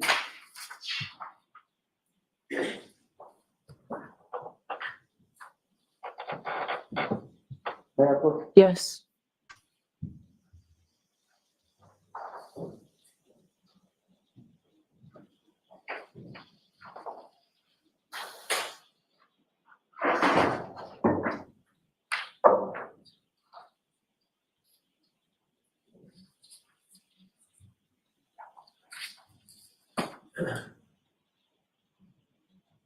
Have you shown those both to Mr. Lally? That's the next page after this one. So Turtle Boy just tweeted, Matt called McAlbert's neighbor the Asian house. The Asians do not like the McAlberts. Hope they aren't any members of the jury I'm showing you two who are pages. Asian. Okay, Again, read it to yourself and look up at me when you're done.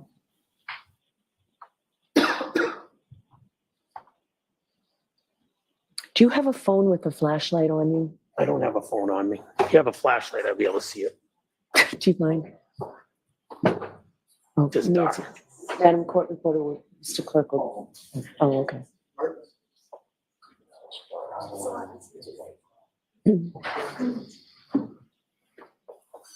Thank you very much. Thanks, Jim. All right, much better.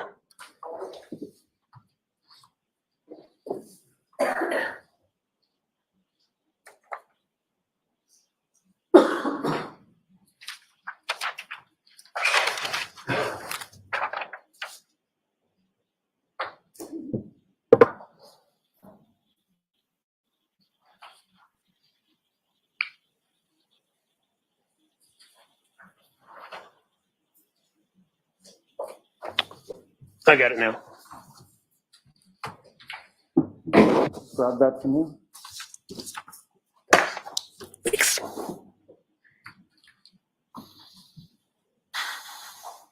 Having reviewed that, do you acknowledge that you texted the group that you were trying to get a picture of what you were seeing? Yes, I said I was going to try to take a photo. You would agree with me that you were watching what was going on, correct, on February 1st? No, I just happened to be driving through the neighborhood at that moment. So you happen to be driving through, and then you texted the group to tell them what you saw, correct? Yes, And then you didn't just keep driving up the road and leave the area, did you? I think I did. Well, I don't, unless you tell me I went back, I think I did. I said I was going to try to take a picture. right, well, that's my point. Yeah. You weren't, just having seen the troopers back out there at that house, in your mind, you still weren't done, correct? I was going to take a picture to show them, oh, the troopers are outside your house. Yeah, he's monitoring Right, them. so in answer to my question, Yes. you weren't done with that scene, correct? I think I was, because I don't know if I took a picture. Well, I think I went through.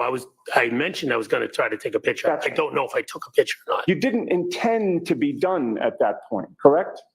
I didn't intend to be done. Right, because you wanted to take a picture of what was going I on. was going to take a picture to show them that troopers were outside in front of the Right, house. you wanted to You're continue monitoring to it. monitor what was going on, Yes. did you not? I was not monitoring what was going on. I just happened to drive by at that moment.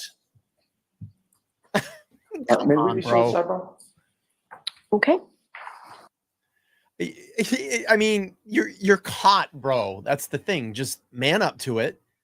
You drove by and took pictures and sent to the group. Poor Paul O'Keefe. I mean, look at this. Please, Paul, come around.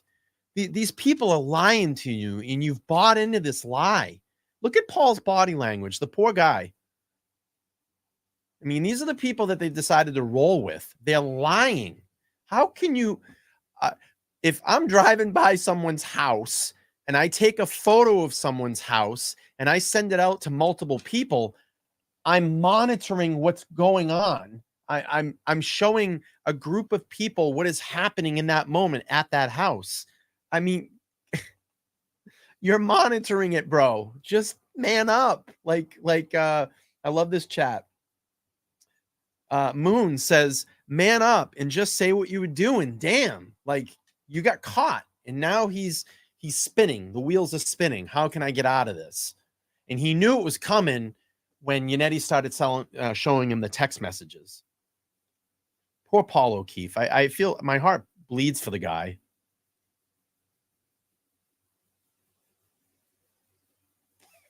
But I mean, if I'm, they might take a break here. They might. I think the jury's leaving. They're probably going to take a break. But we'll stay live. I'm gonna step out and use the restroom real quick too.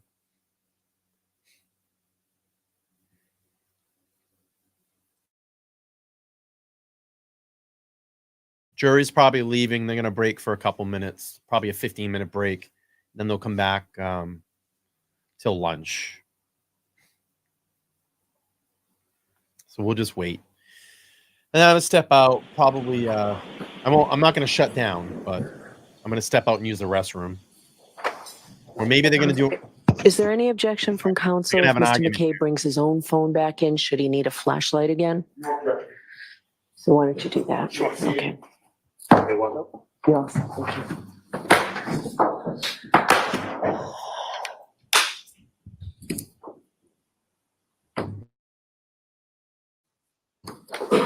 All right. Thank you. All rise for the court, please. All right, the jury's out of the room. All right, we're probably on a break. I'm gonna guess we're probably on a break. I'm gonna use the restroom really quick, and if you guys need to refuel, and ladies, refuel a little bit here.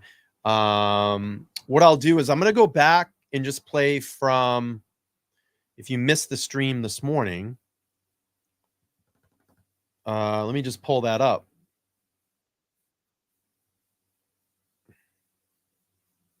And I'll just play a little replay from this morning when Karen arrived.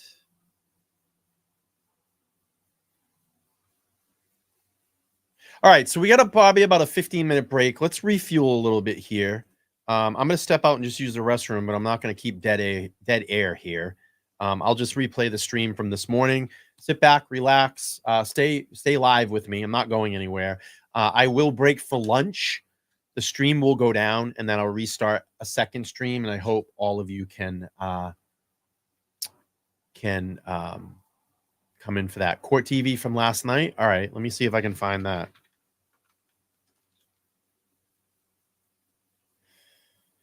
Oh, let's see. 13 hours ago. Court TV from last night. All right, let me get to when they bring Nick in. I didn't see Nick.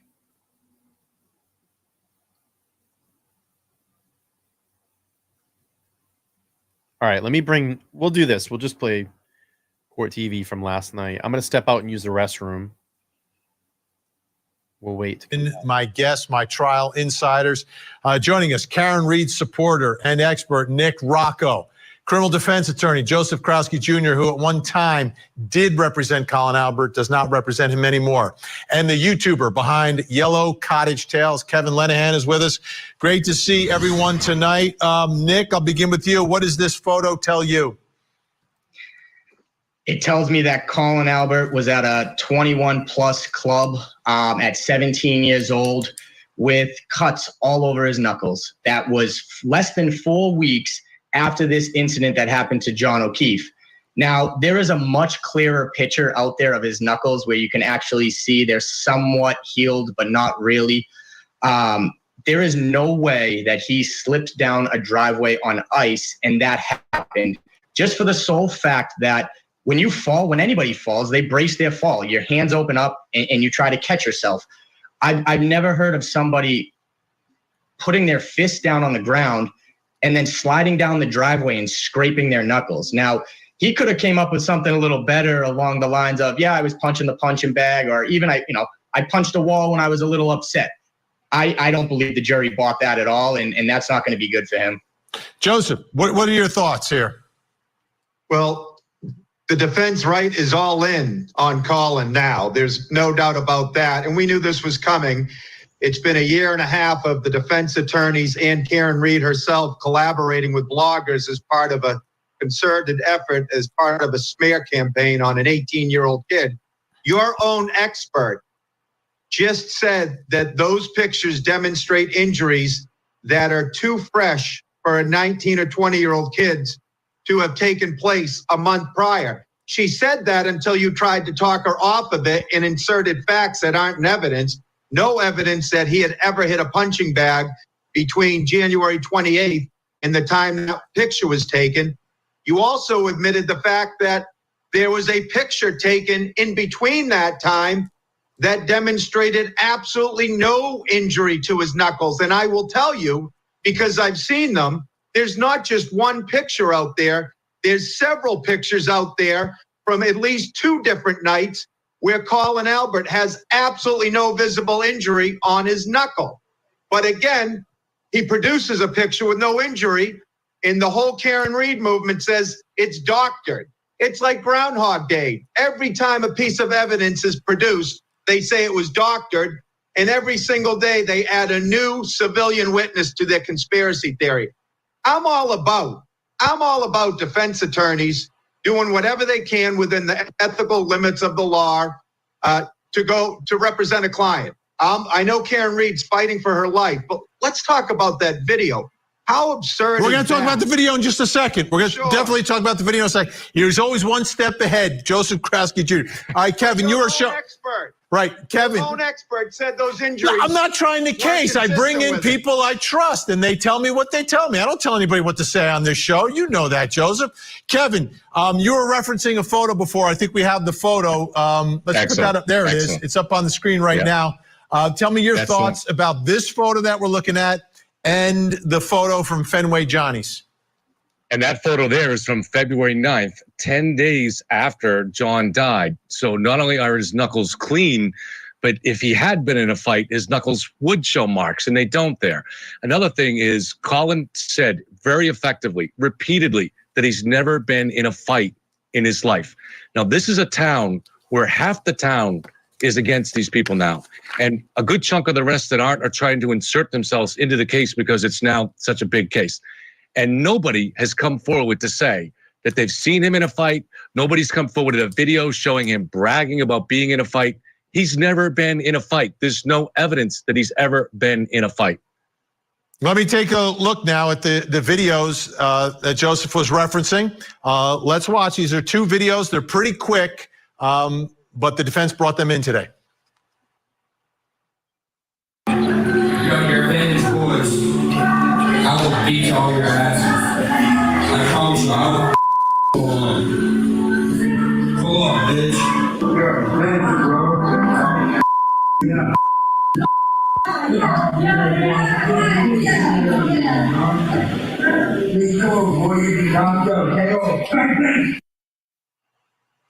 All right, Joseph on the stand, he admitted that he was threatening physical violence in these. What are your thoughts? Well, he didn't really admit that. Let's remember why they first came in. He was asked if he had been in a fight before, and he said no. So as impeachment evidence, they were allowed in, I believe over objection, to show that that statement was demonstrably false, which it was not. He's never been in a fight. Turtle Boy's offering $100 for anyone that can produce a video. So far, 160 people have commented with not a single person able to show that he's been in a fight. Those were sophomoric, literally, his sophomore year in high school, sophomoric videos, pretend videos. They were almost spoofs. No fight resulted from those videos. I mean, it's absolutely silly. Bang, bang, as if he's gangster and has a gun. And somehow Alan Jackson argued that that shows a propensity for violence. You can't make this stuff up. Kevin. Yeah, I mean, this is a kid being a kid. It's if we all had videos of the stuff that we did when we were 14 or 15 years old, and back then there were no smart cell phones, so you didn't have that level of documentation. But here's a kid who's drinking with his friends. He's an athlete. He's hanging around with jocks, and everybody wants to prove to their buddies how tough they are. Yet he's probably embarrassed now that he's never actually been in a fight, because he's that kind of kid that goes home and has to go up and tell his parents goodnight before he goes to bed. That's the kind of kid he actually is. Nick. I would have to disagree with that. I think this is him being a tough guy.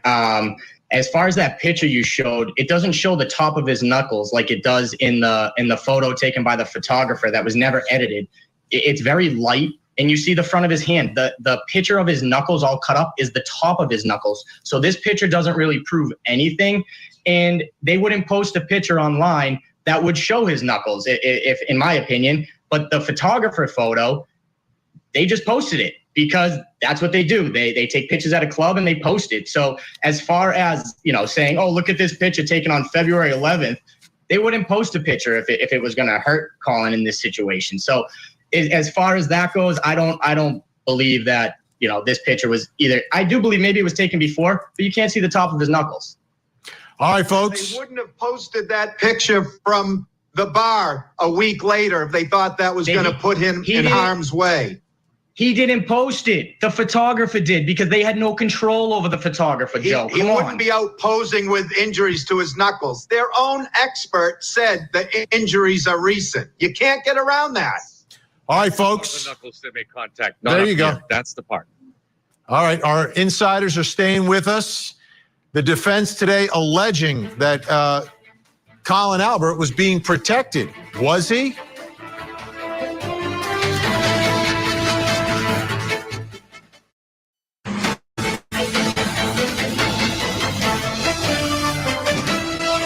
You were the ring bearer in Courtney Proctor's wedding, were you not? Judge. I'll allow that. Correct. So when you say we're friendly, but not that, or we're close rather, but not that close, you were actually close enough to be a member of her wedding party when she was married to her now husband, correct? When I was younger, correct. Cross-examination was intense today, and that's because it appears the defense is pointing the finger at Colin Albert as the one who ambushed, attacked John O'Keefe inside the house. So Courtney Proctor, who is Courtney Proctor? Well, she is somehow related to the lead investigator in the case. Let's take a listen. Who conducted that interview? Michael Proctor and one of his partners, I believe. I don't remember. Michael Proctor was the lead investigator that interviewed you, correct? Correct. That's the same Michael Proctor that appears on the far left of the photo of that wedding party, correct? Correct. He was at the wedding there with Michael Proctor, who is Courtney Proctor's brother. Let's bring back in our insiders, Nick Rocco, Joseph Krowski Jr., Kevin Lanahan.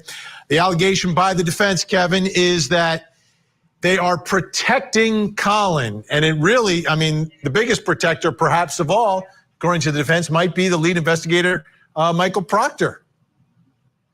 Well, if the facts of the case were different, yeah, it would be a problem. There do seem to be some level of connection to the Proctor family. But as you saw today, Matt McCabe very credibly testified, as everybody has, that when he got there, he never saw Colin. Colin was gone. So Colin, this is why he wasn't mentioned originally to the Canton police, because he was gone so far before he was basically leaving as the homeowners were just getting home. So I think it's a mistake by the defense to push this Colin angle. They would have been more fruitful to go after Brian Higgins. And now that the jury has seen this is pretty much debunked, I think the jury's going to lose. I think the defense has lost all credibility with the jury at this point. Nick, do you think Proctor is protecting Colin Albert? Well, yeah. I mean, he's not mentioned in any police reports. He's not interviewed until a year and a half later with a 10-minute interview by Michael Proctor. He recognized him right when he walked in the room, and that's when he should have walked out of the room and said, I can't interview him, someone else needs to. And not to mention the fact that Brian Albert said he saw Colin in the kitchen. Nicole Albert said that when she walked in the door, he was right in the hallway. And Colin Albert said that he bumped into them outside. So you have three different stories, Colin being in three different places at the same time. So who's lying? I'm pretty sure all of them are lying because the stories keep changing here. So, and just to point out Kevin's fact where he said Matt McCabe was credible. So the second time he looked at Karen Reed's vehicle was at the flagpole. The third time he looked at Karen Reed's vehicle, it was gone. That means he was looking directly at the flagpole and he didn't see no blob on the lawn. So John wasn't on the lawn because he was inside the house. I mean, he said it. Now, I want to put something up on the screen here for you, Joseph. Allie McCabe testified yesterday, and you have those text messages going back and forth with Colin Albert. 12:10 a.m., Allie, I am here. 12:10 a.m., Colin, okay. Let's take a listen to some of her testimony about the screenshots that seem to put together a timeline for when Colin's ride arrived. You didn't turn over that screenshot of the text message until sometime during the summer of 2023, correct? Correct. About a year and a half or more after January 29th of 2022, correct? Yes, when I was asked. And by that time, the summer of 2023, you had already switched phones, correct? Yes, In other words, the iPhone that you had on January 29th of 2022, you no longer have possession of that physical phone, correct? Correct. You had a new iPhone, correct? Correct. And you say that you transferred over the data from the old phone to the new phone, correct? Correct. When did you take that screenshot that was displayed to the jury today? I don't remember. Was it before or after you got rid of your old phone? I don't remember. Okay, Joseph, let me ask you, is Allie McCabe and Michael Proctor, are they protecting your former client, Colin Albert? Absolutely not. We now have 7 different civilians in the house that are fairly consistent, as amazingly consistent given the passage of time and all the comings and goings from the house, that all have Colin Albert leaving that house around 12:10 to 12:15. You saw Matt McCabe today, the type of guy that's calling his daughter's high school hockey coach on the way out to the get-together to check in on her and her hockey. Do you think he's going to embroil his daughter in a murder cover-up, bring her to the scene, and have her drive Colin out of there after Colin allegedly assaulted someone? And do you think Matt McCabe, a guy that's worked professionally for 15 years, never committed a crime in his life, is all of a sudden going to be involved in a cover-up? Colin Albert's not even related to him. Trooper Proctor, his sister, is friends with Colin's mother. That's going to lead Trooper Proctor to start planting taillights at all over the place, including in front of Fairview Lane, and to plant. They lost the feed. There we go. Karen Reed's car. Come on. We missed a little bit of what you said, Joseph, but we got most of it. Nick, go ahead. Well, Matt McCabe's involved in this cover-up because his wife Google searched "Hoss Long to die in the cold" at 2:27. But there is no way Colin Albert left that house at 12:10, and here's why. Julie Albert was already home before Chris. Chris got home at 12:20. They're saying it takes 8 minutes from 34 Fairview Road to get to Colin's house. So say he left at 12:10. That means he got home at 12:18 before Chris. But Chris testified that Colin wasn't home. Chris was in bed for 15 minutes before he fell asleep. So that puts us around 12:40. And at some point after that is when Colin came in to say goodnight to his mom and dad, apparently. So that puts us around 12:40, 12:45. So there is no way, even if he left at 12:15, there is no way Colin got home at the time he's saying. It just didn't happen. Kevin, do you agree on the timeline? It sounds like Nick has finally given up on Comagate as he promised us last night.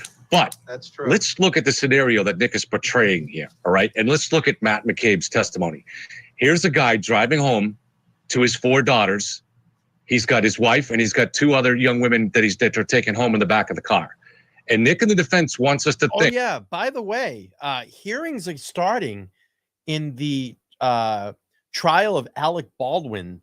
There's a hearing scheduled for noon today. I doubt he's going to be there. I mean, I don't know. He might have to be there.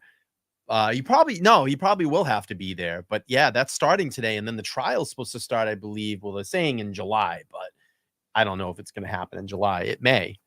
Think that they've left behind a man who is clinging to life inside the house, and that they already know the plan is to take this guy out and drop him off in the lawn to die in the cold. And he's going home as part of a murder cover-up to these 4 young girls that are his daughters. That's the scenario that the defense wants us to believe. It's not only absurd, it's insulting.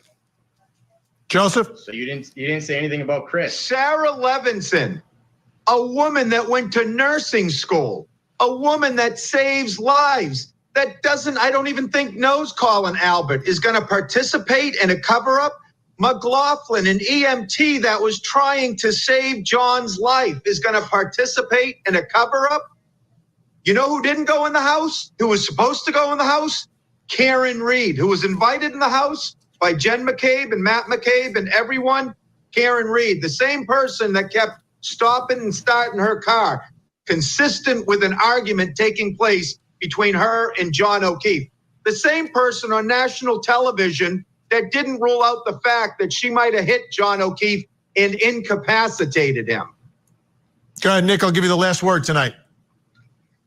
Well, Kevin, you didn't explain anything about the time Colin leaving because of Chris and Julie's testimony. And as far as what Joe had said, as Sarah Levinson, these people are scared of Brian Albert. It's clear as day.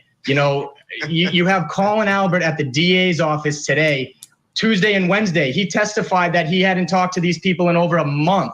Vinny, it's wild, man. It seems like me and you are the only ones that aren't on the Albert's payroll here. I mean, it's common sense at this point. I'm not on anybody's payroll. I'm only after the truth, and you should try it out.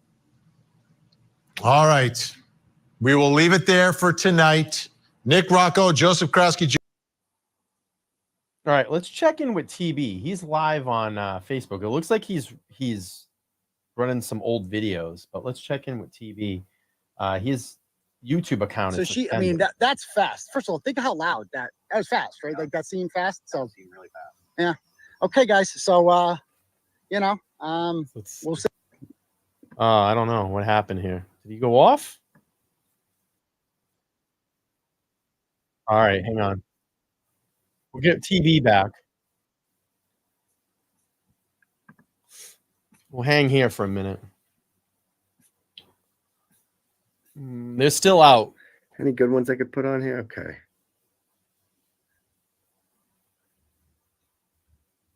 The rap roast, I already did that one. He hasn't been able to go live on YouTube. He got suspended, but he's live on Facebook. But we'll hang here for a minute. We'll just wait for the court to stop. Lally. Hey, Lally, are you in on the cover-up or are you just a useless government stooge? Mr. Lally, why are you lying about Jen McCabe's kids not being in that photo with Michael Proctor? It's clearly them, Mr. Lally. Are you in on the cover-up? Are you worried about going to jail? Mr. Lally, you should be.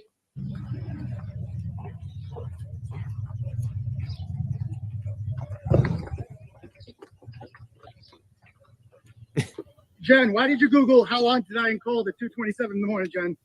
Any comment on that? Any comment on that?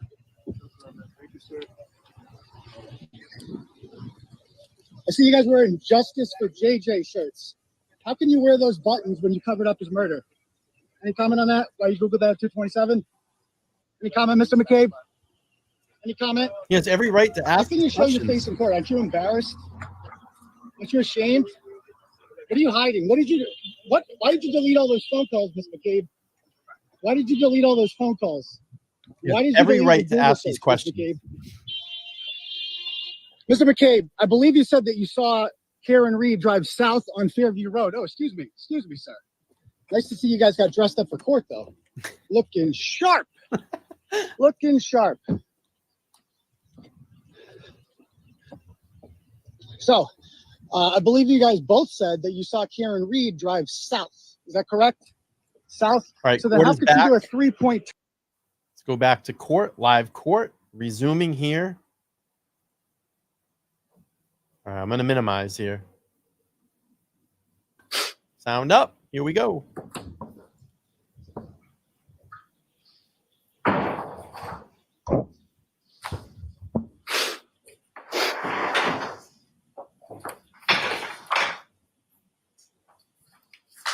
Court's back in session, please be seated. All right, can we bring Mr. McCabe back in, please? Witness, please.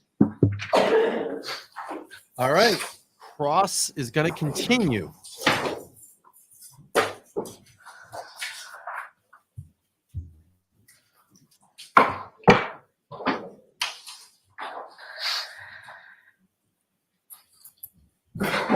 Thank you. Yes.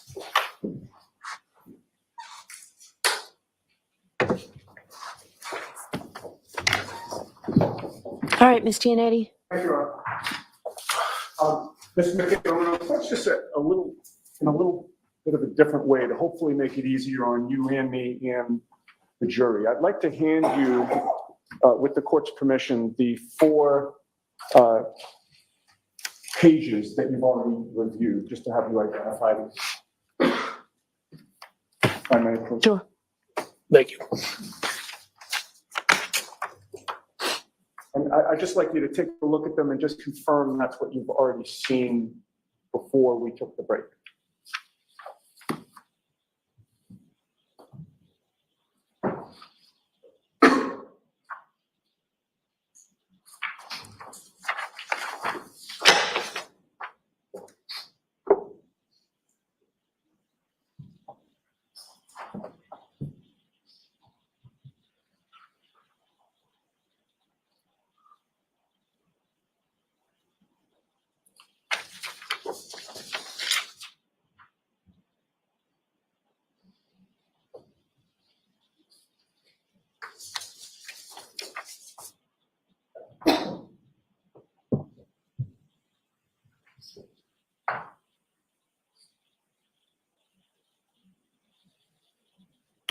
Yes, these are the ones you showed me earlier. Thank you, sir. Mayor Poach?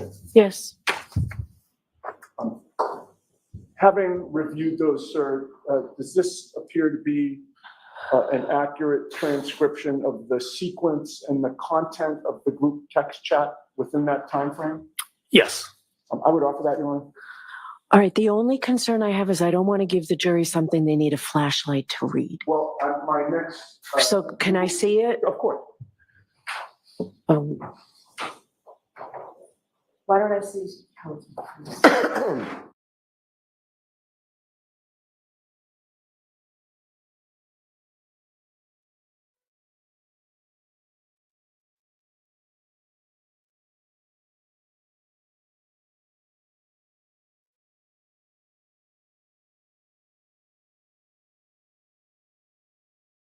Add a sidebar. Another sidebar. Yeah. Good point, Mary. Did you just have it? Well, no, it was all deleted. Remember? Excuse me.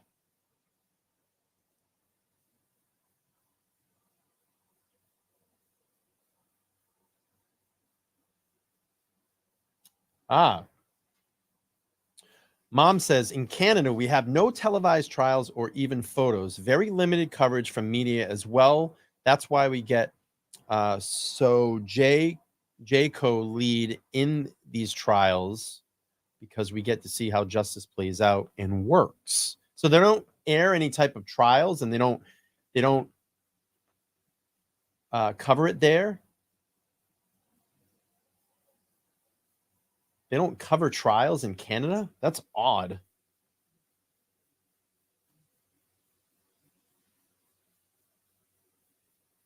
Do they allow the public to go in and sit in a trial? Like if you wanted to go sit in court, could you do that there?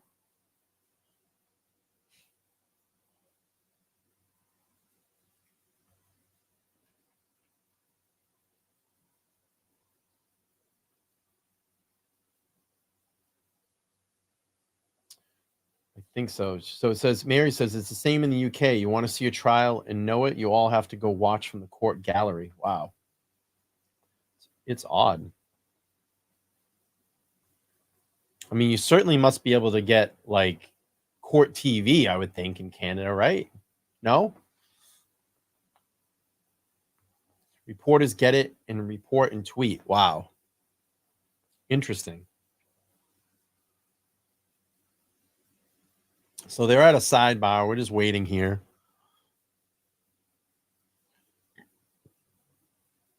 And jurors never even can speak about it or identify themselves.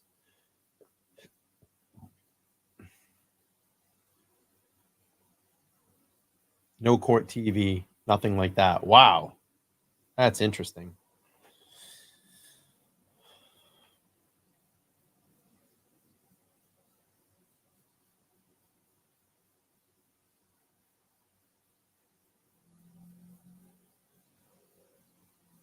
Well, Karen says that she dropped John O'Keefe off at the house and she left. Now, the McAlberts are trying to say that he never came into the house, but there are many, many pieces of evidence that show that John went inside that house.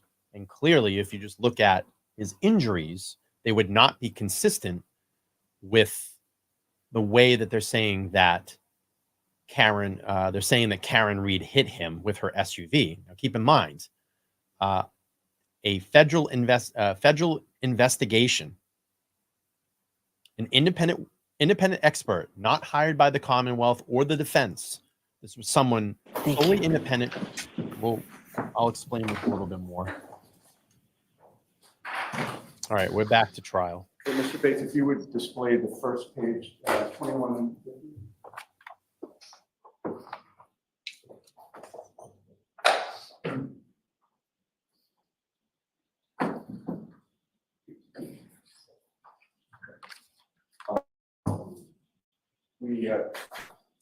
How is your distance vision? Are you able to read what's on the screen? I don't know why it's on blue. This is. Can I have them in front of me Sir, while can I have you're that? Thank displaying you. them? Yes. Please. Thank you very much. And feel free to use the flashlight there. Yes, thank you. Here we go. Oh, yeah, that's much better. That's better. Okay, Yes. now we can all see it. With regard to your initial text exchange that we talked about, can you confirm what you texted at 1:34 and 27 seconds in the afternoon of February 1st, 2022? Yes. Do you want me? Yeah. Oh, troopers back out front, but in front of Agent House. Looks like more has been dug up there for at least, there or at least looks like it. Oh, and Mr. Bates, if you go down the page to see the responses.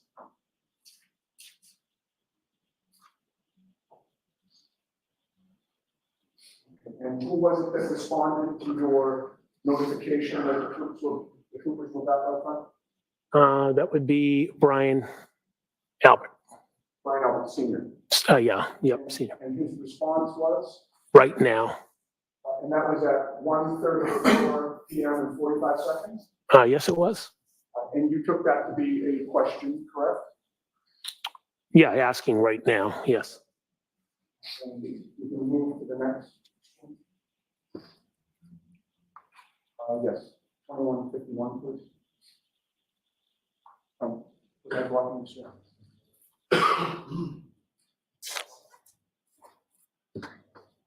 Yes, sir, please. And you responded to Brian by saying what to his question about right now? I responded, yes, And that was at 1:34 PM and 56 seconds? yes. You would have still been on scene at that time? I'm not sure if I was still on scene, but I was obviously, if it was in the area, it must have been in the area, correct? And the next exchange,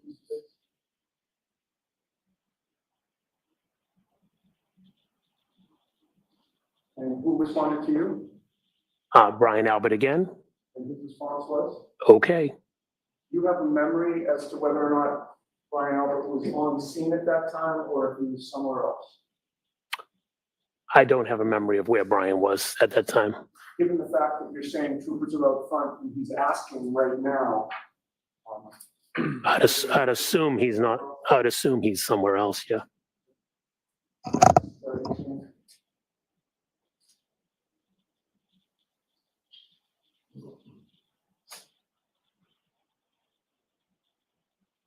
And your response to him, or your response to the group, I should say, was what? I had to pick up a car, so I drove through. Right, so this is a little further than we talked about. I know we're getting to the next.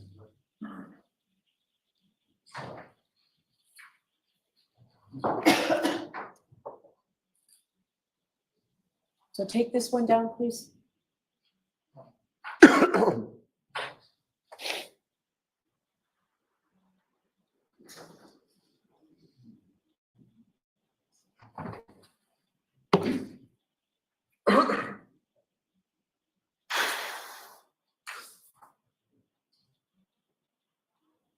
I mean, 7 millimeter, I'm sorry.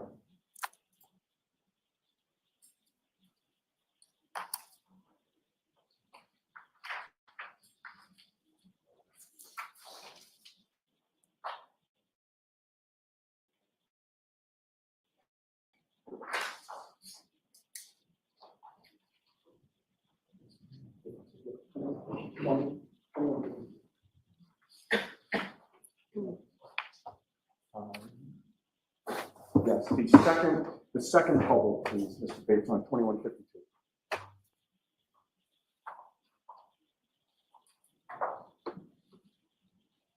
Okay, now we're at 1:35 PM and 16 seconds, Mr. McCabe. Yes, that's correct. And your text to the group of you, your wife, Brian and Nicole Albert is what? Trying to get pictures. All right, and at this point, I've asked the next bubble be displayed, and then I'm gonna skip to the bubble after that once you see it.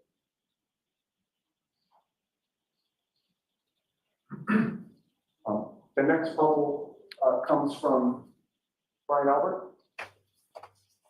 Yes, Brian Albert. All right, and that's at 135 and 30. Christy and Eddie, let him, the screen speaks for itself. If it doesn't, then the witness. What time is that at? 135, 32. All right, and his response, does that appear to be a typo? PK, I'm assuming. All right, the next couple after that would be 2153, please, just off.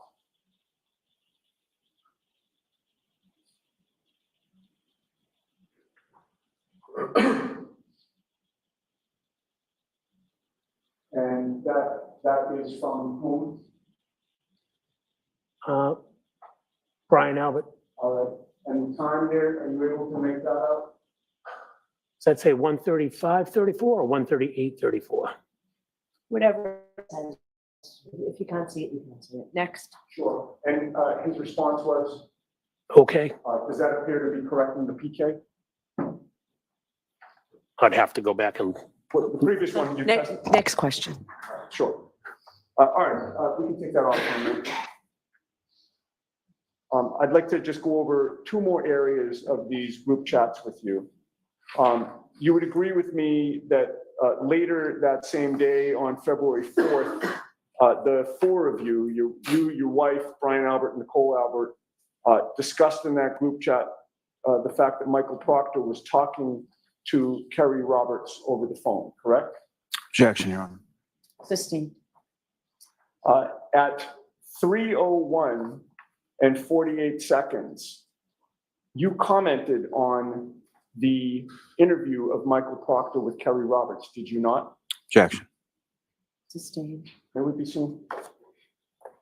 Okay. Oops, someone on a hot mic just said, "Oh my God." What was that? Was that the I didn't catch that. What happened?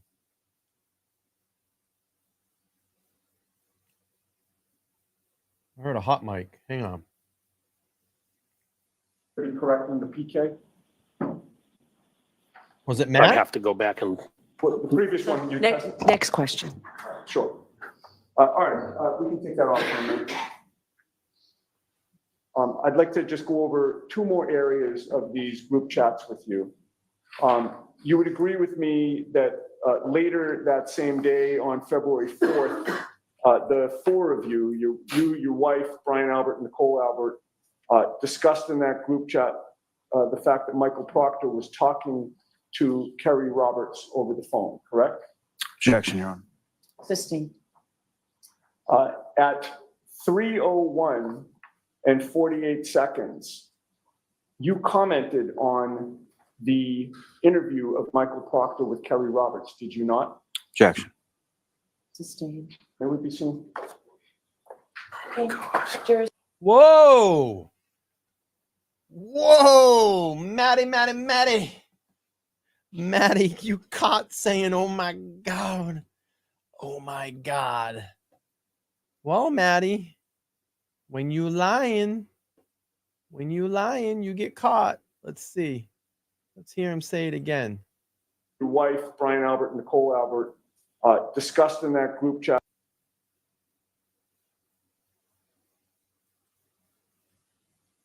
Proctor with Kerry Roberts, did you not? Objection. Sustained. May we be seen? Okay.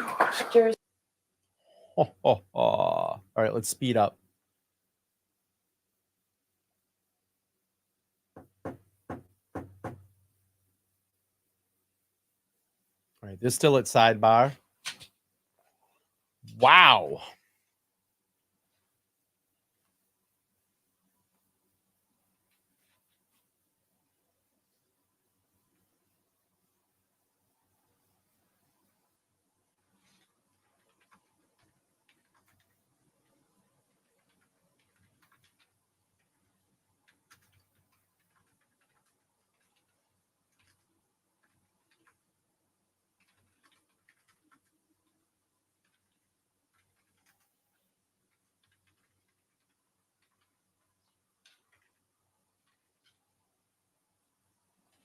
I heard an "oh my God" too.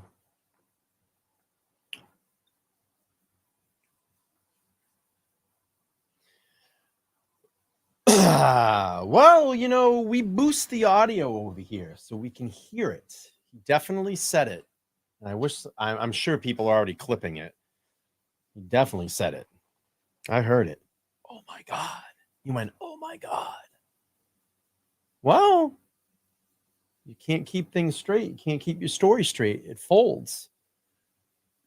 Well, he is annoyed because he doesn't want to be in this position. We saw this, 45 minutes ago when he started fidgeting and, going back and forth with his story. And his story is getting exposed now. The lies are getting exposed.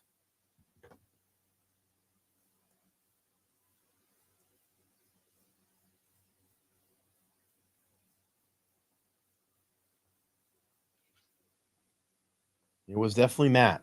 Yeah, I just watched it too. We're at a sidebar.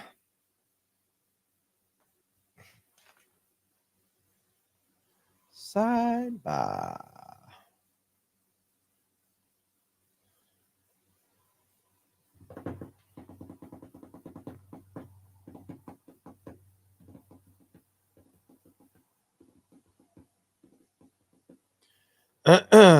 Just searching the Twitter, see what anybody says.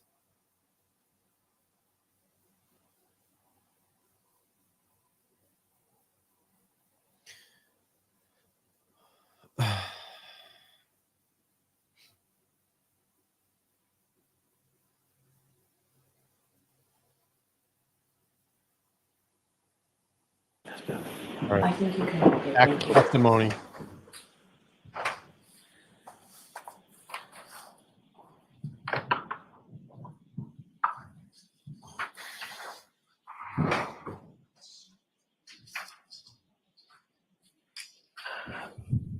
So I'd like you to not leave the witness in the dark if there's something that he can have.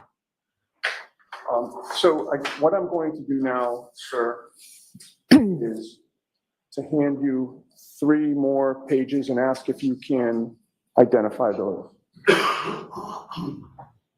Thank you.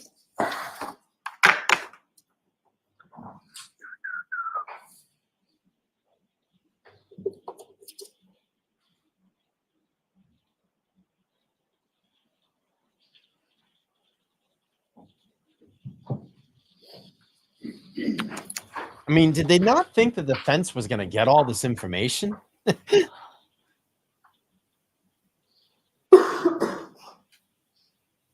His hand's shaking bad too. Now he's processing. How can I cover this? What is the lie that I'm going to cover with? How do I do this? What is this? I mean, how do I get myself out of this? What do I say? What do I do?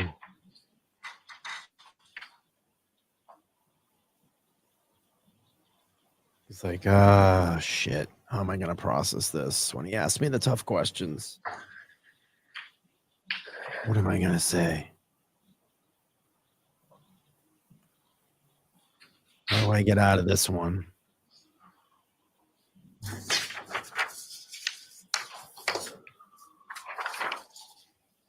All right, let me look at this one. Maybe the answer's on this one. Maybe I can... Yep, let me change the angle. Maybe if I change the angle a little bit, it'll look different. Maybe it doesn't say those words.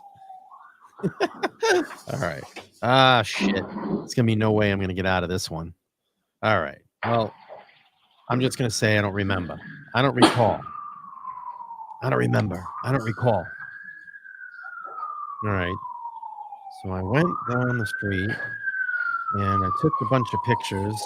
But I know he's going to ask me about that. But then, how do I get out of saying that I didn't take the pictures?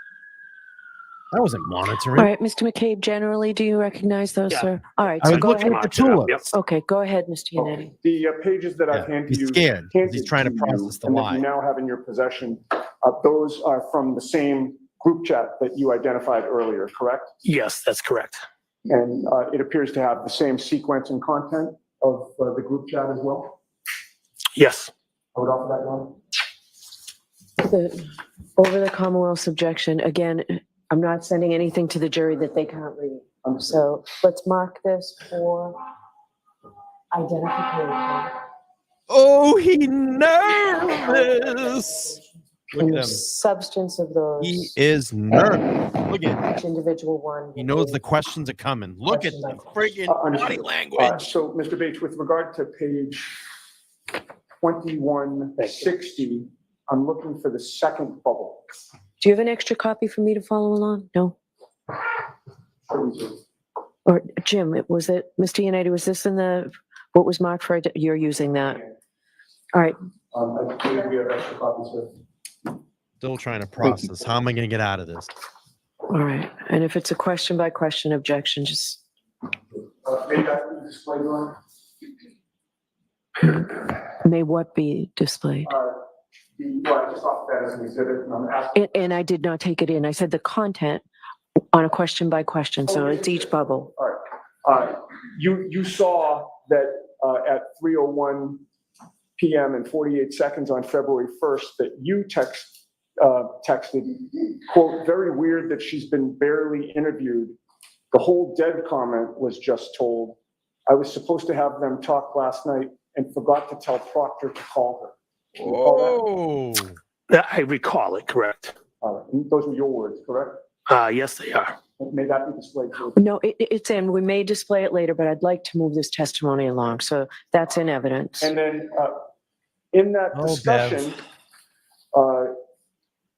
at 3:03 p.m. and 15 seconds, it was Brian Albert who texted, quote, hope they don't think she's making it up after the fact for some reason, end quote, correct? Objection. I'll allow that. Can you read the timestamp again? It's the second It's on page 02161. Oh, I found it. Yeah, Yes. it's in the middle. I got that timestamp correct? 3:03:15. Correct. And I read that accurately. Hope they don't think she's making it up after the fact. Yes, that's correct. And then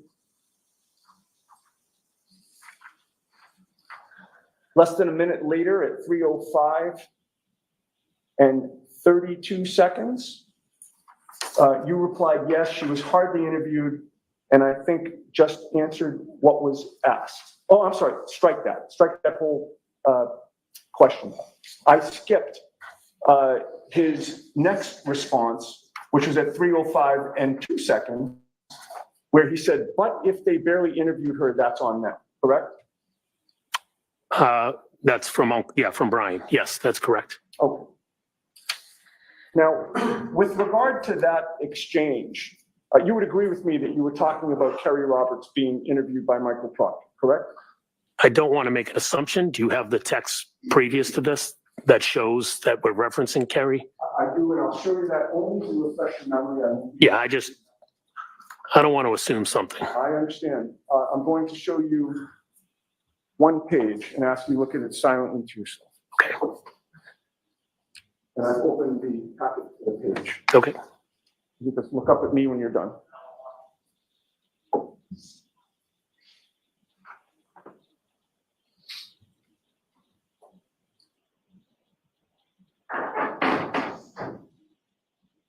Yeah. Again, my assumption it's Kerry based.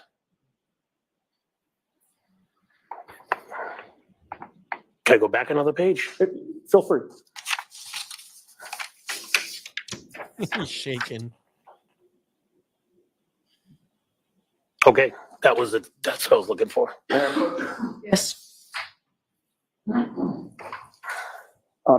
Did those previous pages refresh your memory about the context of your group chat conversation? Yes, it did. And certainly it was talking about Kerry Roberts being interviewed, correct? Yes, it was. And you were passing along information about that interview to Brian Albert, were you not? Yes, I was letting him know that Kerry was being interviewed.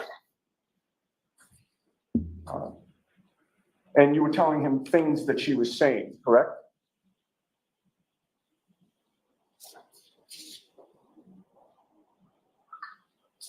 Remember you said the whole dead comment was just told? Objection, Your Honor. Sustained.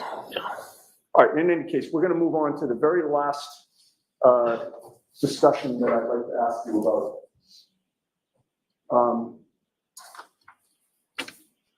Earlier that day, February 1st, Man, he's nervous. 2022, At 12:50 PM and 37 seconds, Brian Albert texted the group, which would have again been his wife Nicole, your wife Jennifer, and you. And that text was. Objection, Your Honor. Okay, so I can't, which bubble on which page? 02148. Right, on which page? That's the page, 02148.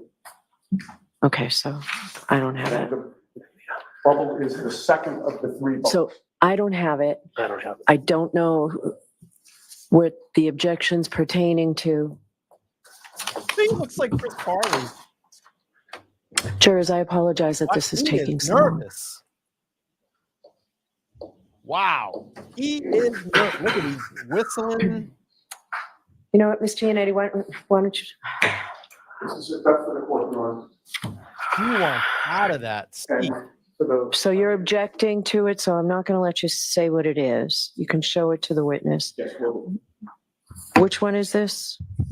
Second bubble on 02148. Look at him. Then the third bubble on 02148.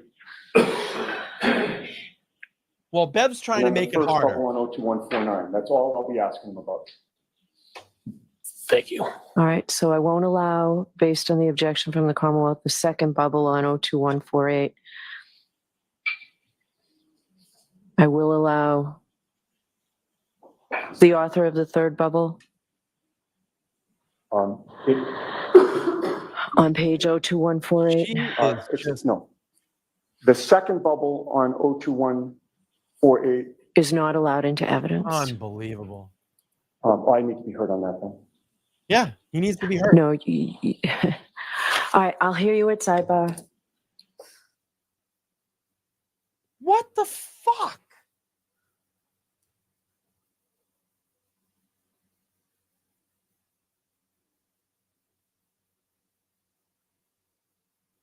Looks like they're going to dismiss the jurors.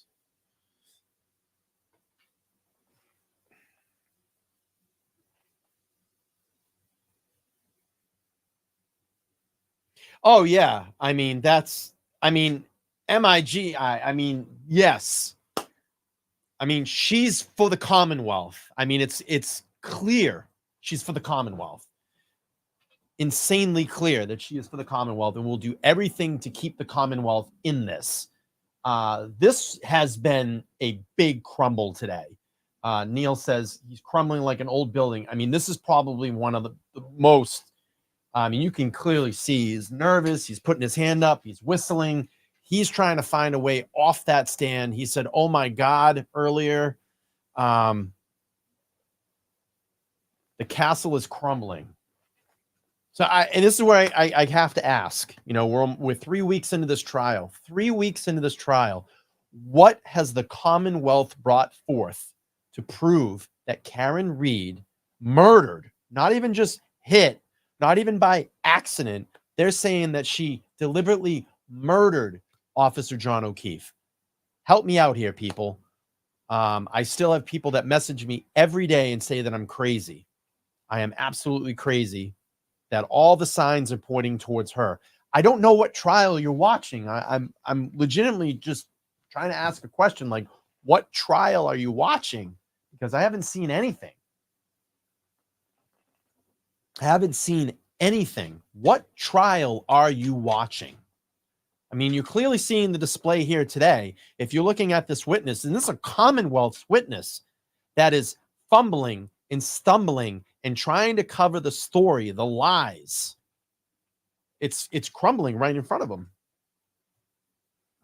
Seriously, help me out.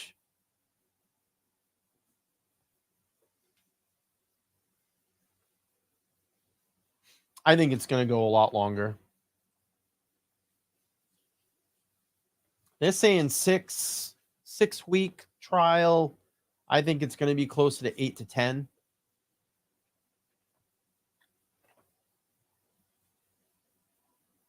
And you got to think, Bev is connected with all these people throughout Canton. She has Canton connections. I mean, I don't get it. I don't even know why Karen Reed is even sitting here right now. Why is she in this courtroom?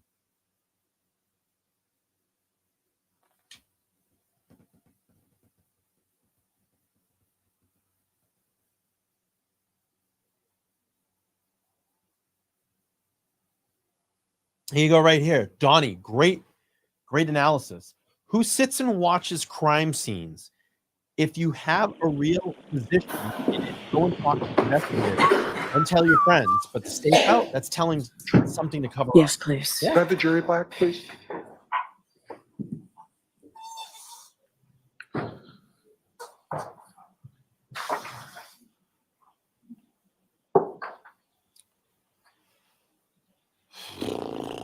Long testimony from Cross today on Matt McCabe. Look at him. He is fidgety. And that witness box is small.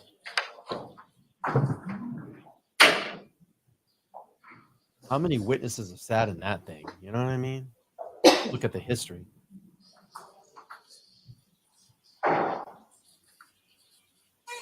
I want a cheeseburger.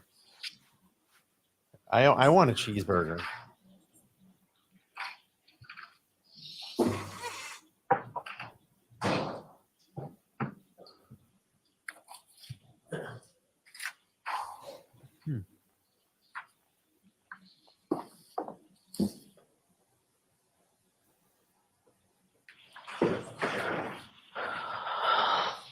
The sighing, there it is.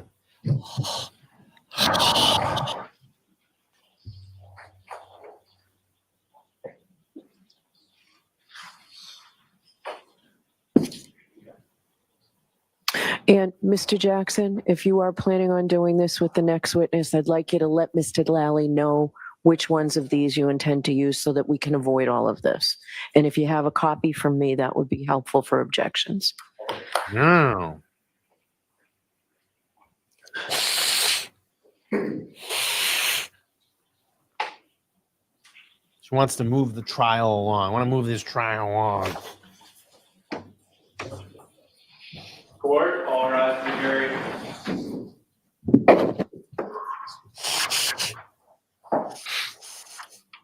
Ah, yes. Good call out, Casey. Did you leave yet?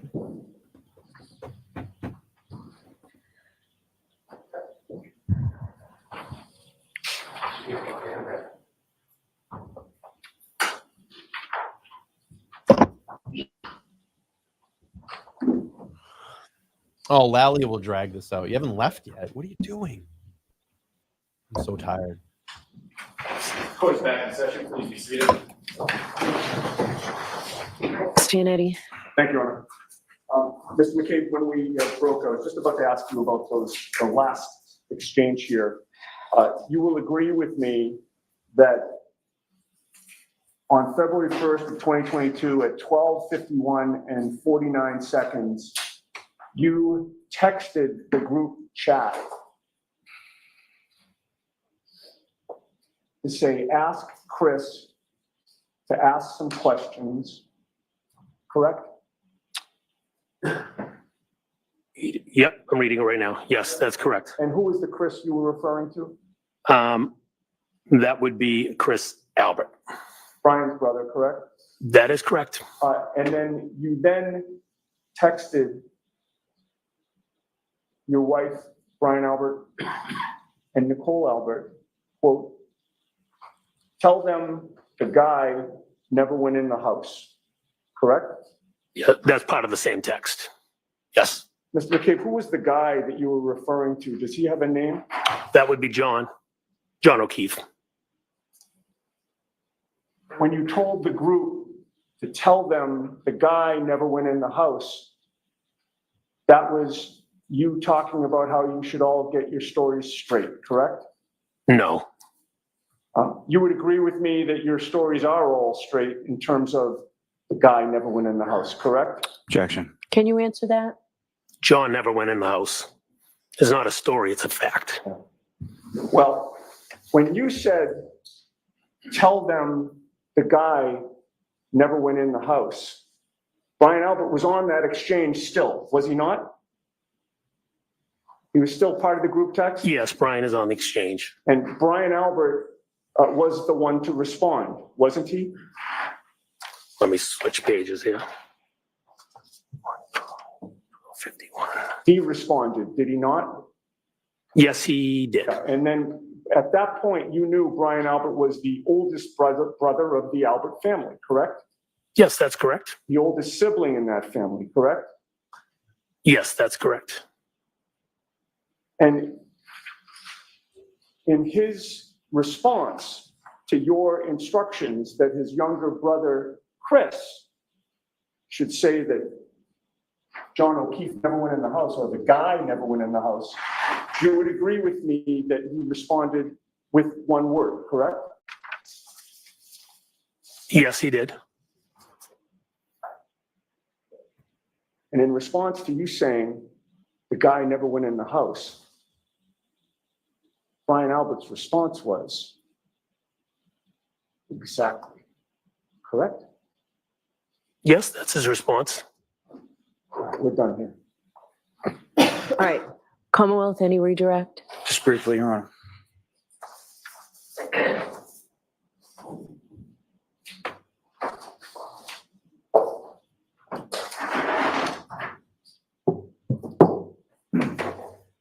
Now, Mr. McCabe, John O'Keefe never went in the house that night, is that correct? That's correct. And from this text communication, as far as Chris Albert was concerned, was Chris Albert ever at the house on that night? No, he was not. And this is something that you, obviously, death of John O'Keefe occurring, how it did, where it did, and why it did. That was something that you discussed. Can you keep your voice up? Yes, I'm sorry. This tragic occurrence, as far as what happened to John O'Keefe, his death, where, why, how, that was something that you discussed within your family, is that right? Yes, that's correct. Why? I didn't hear that Why one. was it a discussion in your family? You're talking about the immediately after? No one knew what happened. John never showed it, never came in the house. So we had no idea what happened to John. And John was someone you were friends with, correct? Yes, that's correct. Now, did you ever tell anybody what to say at any point in time to the state police, to any investigator whatsoever? No, Did anyone in your family or in your presence ever tell anyone that in front of you? no, Now, you asked some questions about when you were looking out and you saw the SUV, correct?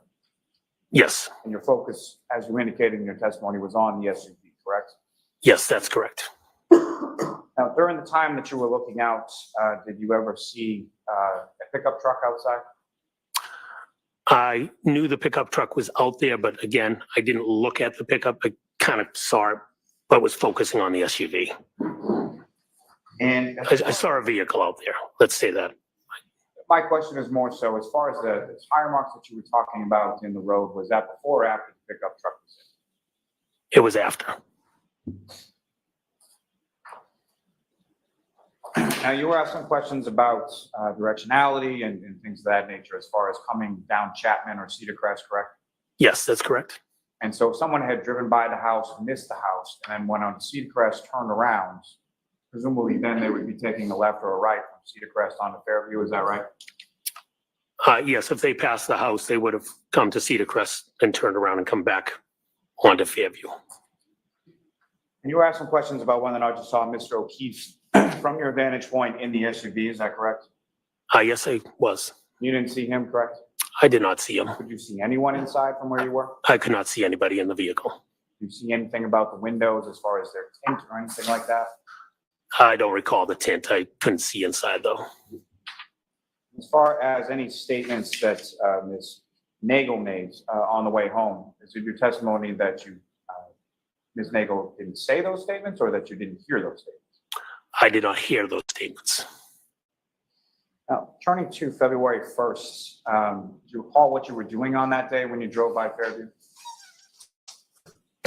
I don't recall what I was doing. I don't recall exactly what I did that day.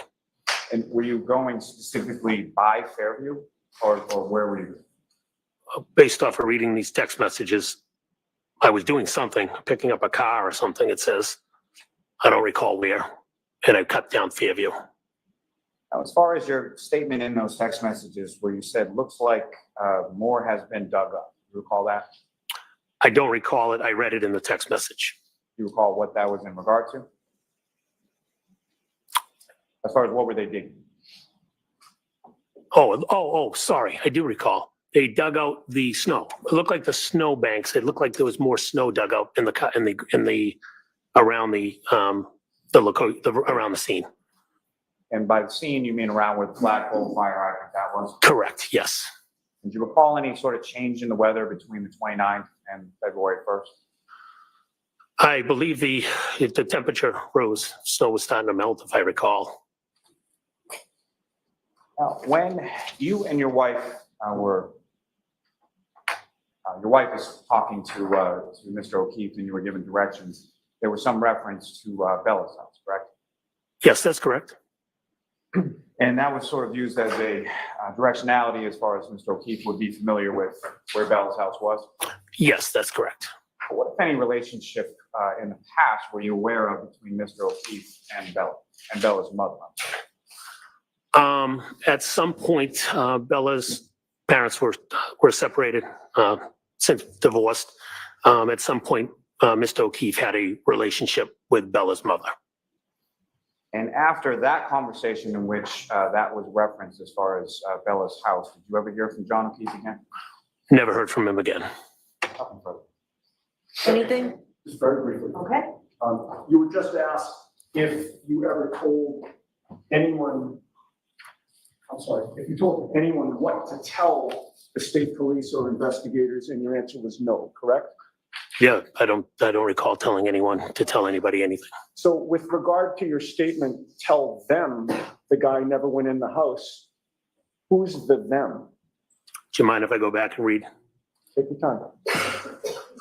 I think I know. I just want to read it. Why, yeah, I was gonna say, why do you need to go back and read that, dude? You should know what it is. Oh, wait, I gotta get the story. The them was who? Channel 4 went into D&E. You done with your answer? Yeah, you just asked me who them was. And the answer is you were instructing people on the group chat to tell Channel 4 that the guy never went in the house, correct? Yes, this was on February 1st. As I said, none of us in the house had any idea what happened to John O'Keefe. So we instructed I was saying, we don't know what happened. He never came in the house. All right, so that's what was my statement was. Sir, I didn't ask you for any of that just now, did I? You just asked me why I said that. I asked you who the them was. Objection, Your Honor. You didn't. You look like you asked me to elaborate. Okay. So your answer to my question is the them was you were saying that Channel 4 should be told that the guy never went in the house. Wow. Yes or no? Channel 4 was who I was referencing. Yes. No further. All right, you are all set, Mr. McCabe. I will take those documents. Thank you very much. See you later, pal. Yes. Liar. Fucking liar. Your next witness, please, Mr. Lally. Yes, Your Honor. The call Jennifer McCabe to the Whoa, stand. here we go. Here we go. We are going to probably get crossed today. We probably are going to get crossed. Unless Lally drags it all the way out until 4 o'clock. And he may. We're going to get in the cave today. Wow. Let's fucking go. Let's fucking go. I cannot believe that Matt McCabe texts in the group, tell them the guy never went into his house. Ryan Albert's response was exactly. She's already shaking.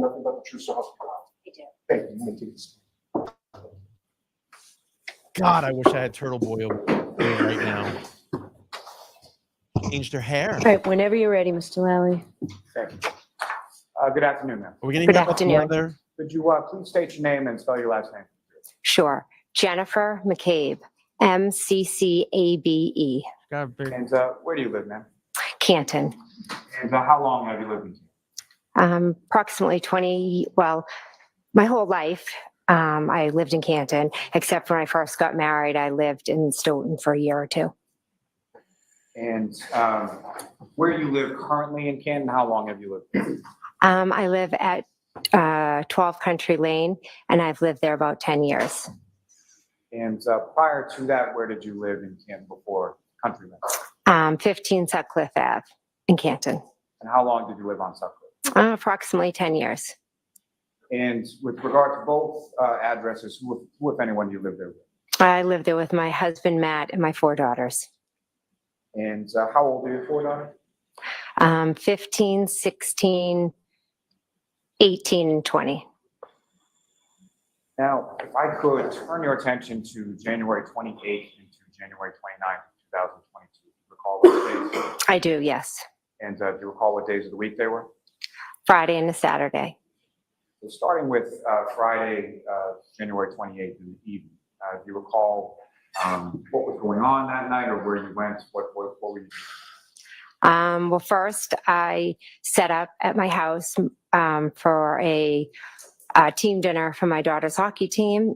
Then I met up with some parents for my daughter played for the Canton High basketball team. So we met up with some parents before. We had a drink, appetizers. My younger 2 were with us. We fed them dinner. And then we went on to Canton High School to the basketball game. Now, starting back, the oldest daughter with the hockey dinner at your house, that was your daughter Allie, is that correct? Yes. She's your oldest? Yes. The daughter who had the basketball game, is that your second oldest? Yes. And with regard to her, she was on varsity team, is that right? Yes. For Canton High School? Yes. And with respect to just basketball in general, when the kids were younger, what, if any, role did you have in regard to that? I'll allow it, but then you'll move on quickly. Sure.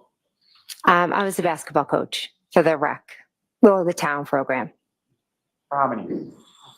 I believe with Emily, I started approximately when she was in 5th grade. And then I was also a coach for my daughter, Olivia, I think starting when she was in 6th grade.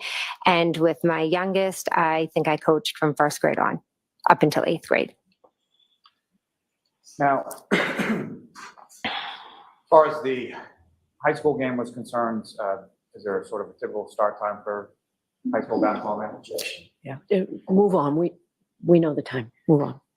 After the basketball game, where did you go? My husband and I dropped my youngest daughter home, and then we proceeded to meet my sister at the waterfall. And which sister is that? My sister, Nicole. How many sisters do you have? 3. And do you recall about what time it was that you got to the waterfall? Approximately 9 o'clock. And when you say we, who do you mean? My husband, Matt, and myself. And do you recall which vehicle that you were in going around Canton that night? I believe it was my car, yes. And what kind of car was that? Denali, Yukon, I think. Denali, yeah. So bigger type vehicles? Yes, big SUV. Now, with respect to, you got a cell phone around that time, is that correct? Yes. Your cell phone, what, if any, connection did that have between cell phone and vehicle? At that point, I don't think mine was connected. I'm not sure. Now, when you arrived to the waterfall, did you go right in or what, if anything, did you do? I waited a few minutes because my husband was on a phone call. And at some point, did you and your husband man go in? Yes. And when you arrived in the waterfall, where within the waterfall did you go? We walked in, and I believe we sat at the 3rd table. And at the time that you arrived, who, if anyone, was there that you were familiar with at that table? Chris and Julie Albert, Nicole Albert, Caitlin Albert, Tristan Morris. And at some point shortly after that, or at some point after that, who, if anyone else, came and joined the group that you were with? Nick Kolikitis did, and then his wife did a little bit after. And then Brian Albert and Brian Higgins arrived. And then Karen and John arrived. And prior to Karen and John arriving, who, if anyone from the group, had left? I believe Tristan left, maybe to go to sleep because he had to plow, I think. Now, with reference to Karen and John, we're talking about John O'Keefe and Karen, correct? Yes. And how long had you known John O'Keefe? Approximately 10 years. And how was it that you first came to know John O'Keefe? John's sister and her husband lived in the neighborhood, and my daughter became friends with John's niece when they were in kindergarten. And during that kindergarten year, John's sister and then brother-in-law passed away, and John moved in and took care of the kids. And just for clarity purposes, this would have been when you were living at the home on Sutcliffe? Yes. And then after John moved in with his niece and nephew, what if any role or what if any relationship that you have with either John or his niece specifically? So my daughter was very good friends with his niece. And so, she would be over all the time. And JJ would come over with Patrick and pick her up. And he would come in and talk to us and hang out. And how would you describe your relationship with John O'Keefe? He was my friend. I love John. He was an amazing guy. Now, with reference to Karen Reed, and just for clarity purposes, do you see Karen Reed in the courtroom today? Yes, I do. Do you identify just as to where she's seated or not? She's seated between her attorneys. John just has a record of reflect identification Yes. by the witness. Now, with respect to the defendant, Ms. Reed, when was it that you met her? John had reached out to me saying that he was dating a new girl and that she had MS and I also have MS. So he said he would like for me to meet her. And how long have you had MS? I believe it will be 10 years this October. And do you recall specifically when around that was, what year, what month, anything like that? That I met Miss Reed? Yes, they came over in July of 2020. And came over to your house, is that correct? Yes, they came over to the house. They brought the kids, swam. I have a pool. Now, over the course of, you're familiar, obviously, that Ms. Reed was dating Mr. O'Keefe, correct? Mm-hmm. Over the course of time. Yes. Sorry. Over the course of time from July of 2020, when you met her, to January of 2022, how often would you see Ms. Reed? It would vary. There were times that we would bump into them, or depending on their sports, or, for my daughter's birthday party, when it was time to pick up, they'd come over and hang out, or Halloween. It just varied. We have 4 kids, so we're always kind of in all different directions. Sometimes it depends on what sport month it is and what team we're with. And how would you describe your relationship with Ms. Reed? I enjoyed Miss Reed. I really liked her. I thought we connected from the beginning. She was very easy to talk to. She had MS, I had MS, and there's not a lot of people our age that I personally know that have it. So it was nice to have someone who understood like what I was going through. So we had that in common. Now, with respect,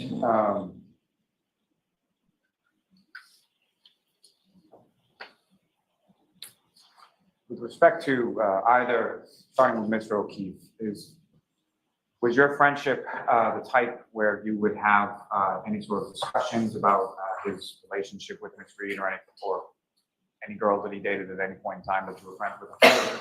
At different points, yes. And what, if anything, specific do you recall him telling you about his relationship with Ms. Reed specifically?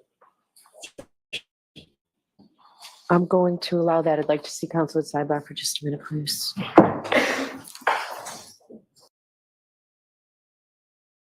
Yeah, I'm going to allow all that conversation, but anything else, we're going to. I enjoyed Karen. I love John.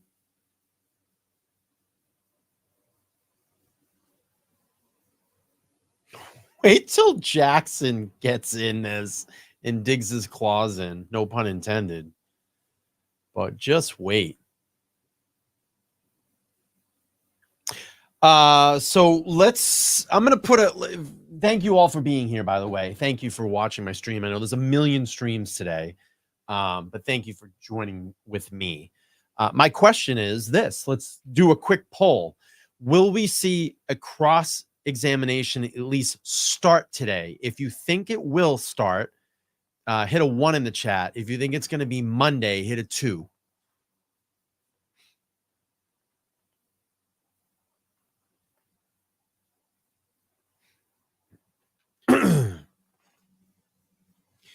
Oh, a lot of mixed reviews. We got a couple 1s, couple 2s, a lot of 1s, 2s. It's mixed. It's like 50-50 right now.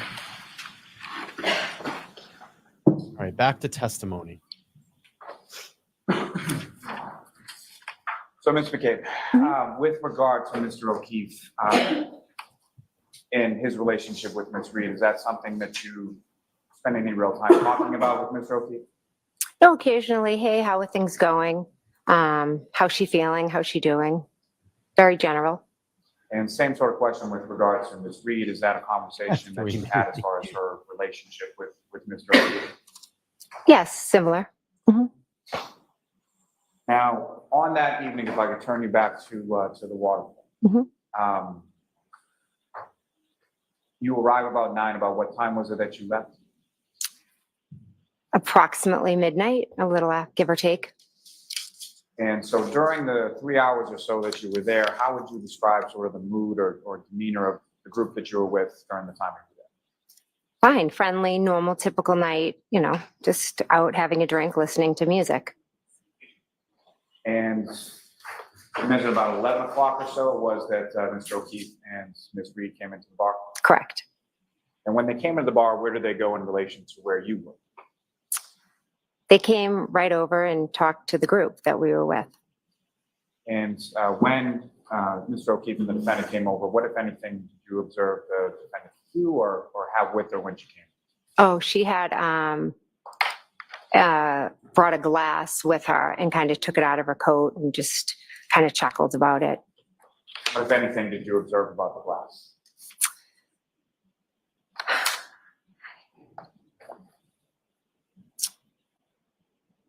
I believe it had ridges on it. What, if anything, did you observe as far as what was in the glass? It was clear. Was there any other kind of like a straw or a lime or anything like that? I don't remember. As far as you knew, at some point, did you become aware of where Mr. O'Keefe and Ms. Reed had been prior to coming over to the waterfall? Yes. And where were CF McCarthy's. Where is that in location to the waterfall? Just right up the street. Now, over the course of the evening, you were at a bar. Fair to say you were drinking, is that right? Yes. Do you recall specifically what you were drinking? I think beer.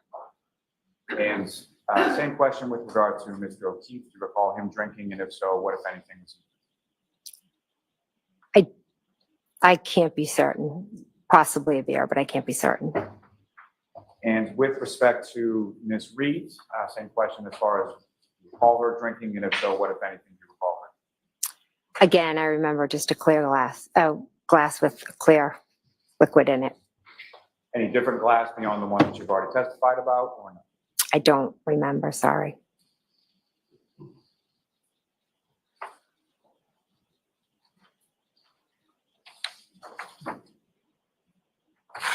So Jen's going to remember the ridges on the drinking glass, but I guarantee you during cross, she won't remember all the fine details. I don't remember. I don't recall. When you left the waterfall sometime around midnight, is that correct? Yes.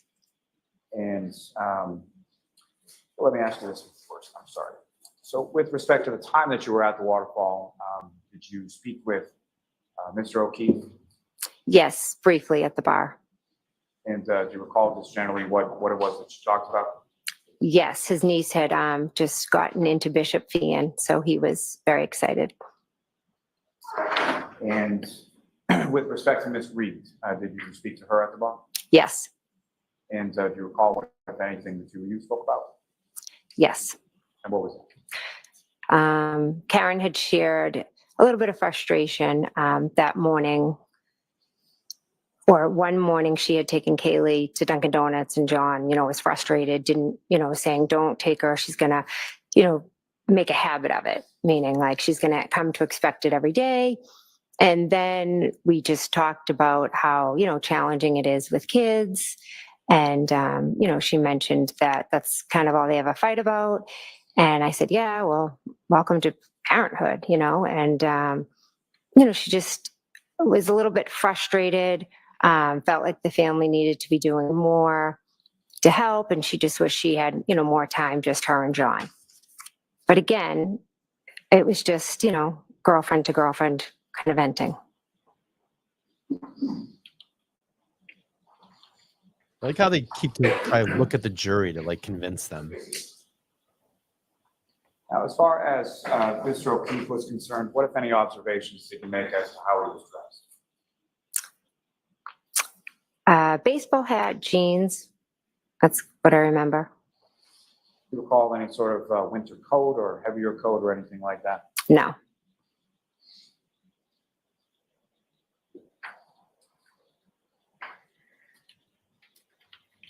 Now, over the course of the evening at the waterfall, what, if any, discussion was there amongst the group as far as going somewhere next or what to do after the waterfall? Karen had asked Chris if we could go up to D&E. She wanted to go up to D&E and have him cook some food. And was that something that was brought up by the defendant once or more than once or something? Many times. And what was sort of the response from the group in regard to going to D&E and making food?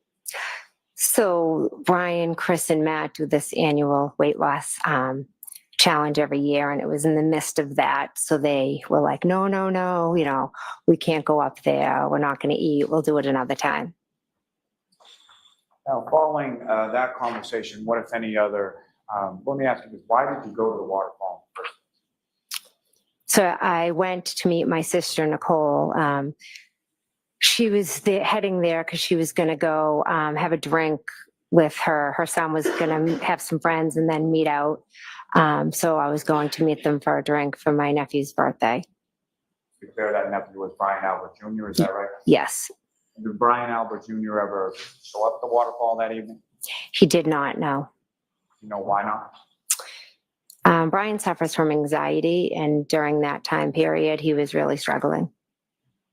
So he decided to stay home? He just decided to stay home, yes. And so after the discussion about going over to D&E and then the communication of not going over, what, if any, other discussion was had as to where people were going or what was happening after leaving the waterfall? Brian Albert Sr.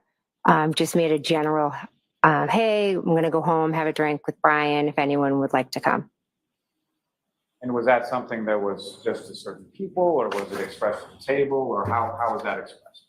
It was expressed to everyone, like, hey, we're going to go back home, have a beer with Brian if anyone would like to come.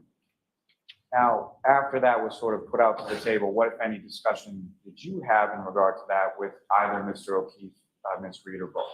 Both of them. I said, oh, you guys should come. Do you want to come? And did they indicate that that was something that they wanted to do, or did they indicate that they were coming? They both wanted to come, and they said they were coming, yes. Now, when you left the waterfall, who, if anyone, left with you or left at the same time? I believe I walked out with Karen. I know I walked out with Karen, and I believe Miss Kolakidis as well. Prior to you leaving, your sister Nicole and her husband Brian, had they left prior to you leaving? Yes. And so you're walking out with the defendant and Ms. Kolakidis, is that right? Yes. And when you were walking out with them, what, if anything, was the sort of conversation or the discussion as you were walking out? Well, Matt and John were still inside. So at one point I said, oh, Karen, why don't you just come with me? Figuring, because, Matt can talk to anyone, and God knows how long he was going to stay in there. So I was just like, hey, do you want to drive with me, and they can meet us? Your husband's a talker, is that correct? Yes. Now, He sure did a lot of talking and it just got him in trouble. Where was that park in relation to what? I believe I had to kind of walk straight out. In the parking lot? In the parking lot, yes. And after you had exited from the waterfall,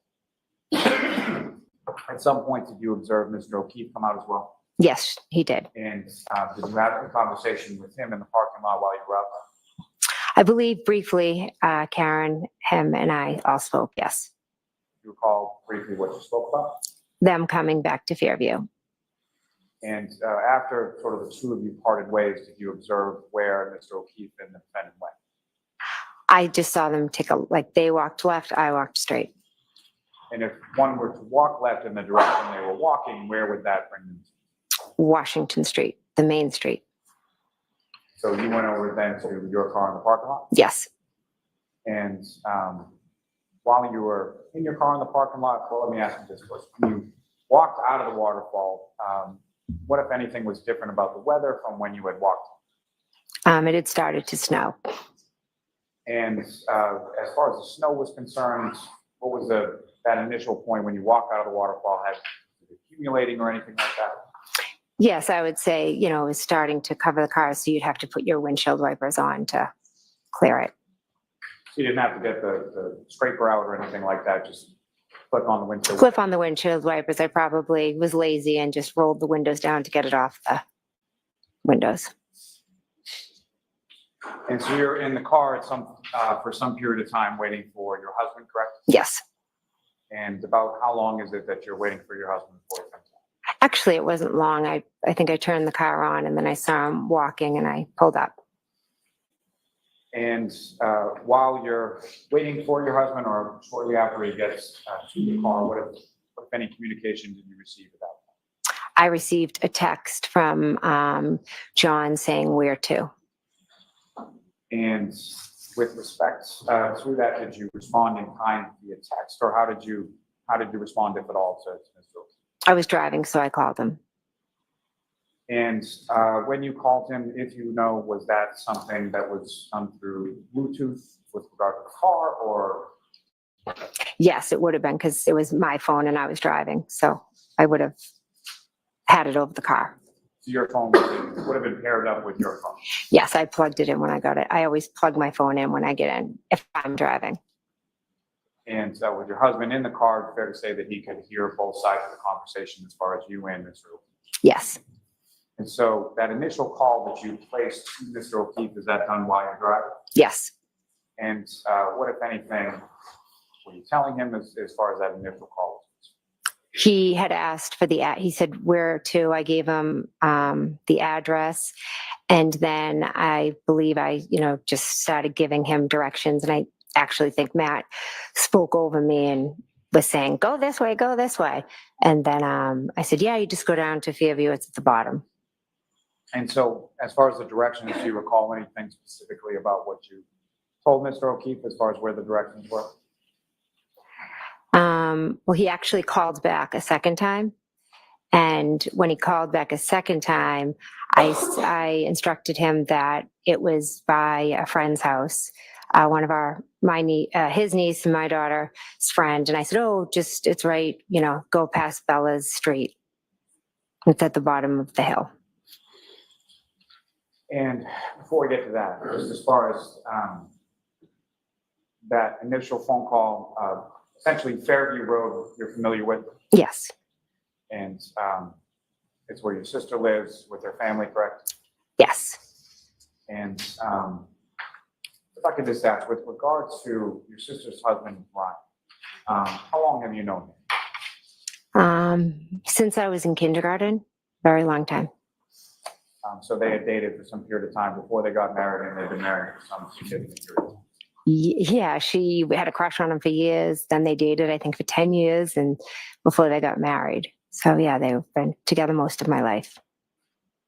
So you're familiar with Fairview in the sense that there's on one end of it is Chapman and one end of it is Cedar Crest, correct? Correct. And just in that initial phone call that you had with Mr. O'Keefe and you and your husband are giving directions, you recall if you were indicating to him to go to Cedar Crest or go to Chapman in order to get on Fairview? Go to Chapman. And is that the way that you went as far as going from Washington Street downtown to Fairview? Yes. Now, how long a drive is that going from the waterfall to Fairview Road? Approximately 5+ minutes, depending on if you hit lights. Now, if you're indicating You're indicating to someone to come down Chapman, and you said it was, I'm sorry, your testimony is it's sort of towards the end from that direction? The end of Fairview, the bottom of Fairview. And that's to my point as far as the bottom. Any kind of incline or decline, or how does the road sort of situated as you come from the Chapman side down to where your sister lived at 34 Fairview? It's a hill. And the hill goes down, is that correct? Yes.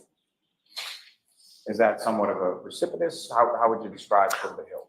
Well, the first hill is a bit steep, and then it flattens a little, and then there's another hill, but the second hill is more long. So there's actually two hills as you're going down, correct? Yes. Now, you mentioned the second call, Mr. O'Keefe then called you. Yes. And about how much time elapsed between when you first talked to Mr. O'Keefe and the second? Approximately 4 or 5 minutes tops. During either call that you had with Mr. O'Keefe, could you hear anything? You had it on Bluetooth, correct? Yes. Could you tell whether or not he was connected to a Bluetooth? Could you hear anything in the background? I couldn't know. And as far as when you were speaking to Mr. O'Keefe, did he express an intent that he was going to the house at Fairview? Yes, he was driving there and he was trying to find it. And when he indicated that he was trying to find it, was he expressing that in singular or plural or something else? No, more general, like where is it type. Did he make any reference during the time that you were talking to him to anyone he was with? No. And now, as far as the second call, you indicated, what did you use exactly as sort of a geographic locator? My daughter and his niece's very close friend lives on a side street off of Fairview. So I just said, go past Bella Street, and that's at the bottom. And Bella is someone that's through his niece, John O'Keefe would have known, correct? Correct. Now, at this time, what if any relationship were you aware of between Bella's mother and John O'Keefe? They had dated No, I'm going to allow it. They had dated briefly years before.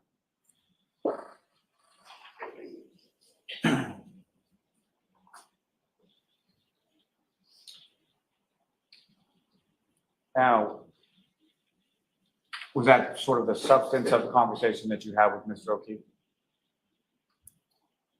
And that second phone call? Yes. Now, after that second phone call, did you speak to Mr. O'Keefe on the phone at any point in time after that? No. Now, you arrived at the house on Fairview. Do you recall where you parked when you got there? Yes, pulled into the driveway. And the driveway at the house of Fairview essentially has two garage doors, is that correct? Yes. Sort of widens out as you get to the top closer to the house?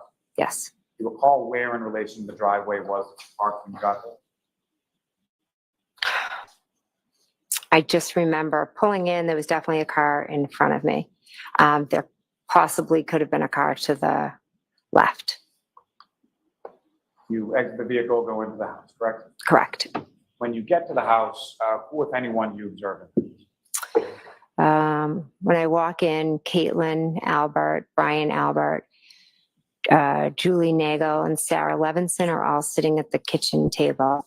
My sister Nicole was in the kitchen wiping the counters because she's always cleaning. And Brian Albert and Brian Higgins were in the, I guess you'd call it the TV room area, just standing and talking. And ma'am, I'm sorry, I'm just having a little trouble hearing you. So Oh, okay. that microphone, you can adjust that any way you want. So anywhere you want to put that. Okay. Thank you. Okay. And so when you come into the house, where were the, mentioned a table, where were people situated? In the kitchen. Now, with respect to what was going on at the house throughout the course of the evening. I sat at the table and I just spoke to Brian and Katie and the two girls most of the night. And just so we're clear, when you're talking about Brian, that's Brian Albert Jr. or Little Brian? Yeah, Little Brian. Yeah, Little Brian. Now, as far as at any point in time and when you were at the house. You familiar with a gentleman named, someone named Colin Albert? I am, yes. How do you know? He is my friend's son and my sister's nephew. Your friend Julie's son, correct? Yes, so my friend Julie's son. And your oldest daughter, Allie, was Colin friends, or is Colin friends with your oldest daughter, Allie? Yes, they're born a week or two apart, and we've kind of they've done everything together. They're very good friends. Now, at any point in time that you were there on that early morning, did you see Colin Albert at all? No. And when you arrived at the house, obviously you're familiar with your daughter and the car that she drives around that time. Did you see your daughter there, Allie, at any point in time? No. Were you aware at any point in time in that early morning hour that you were there that your daughter had been there at any point in time prior? Sustained.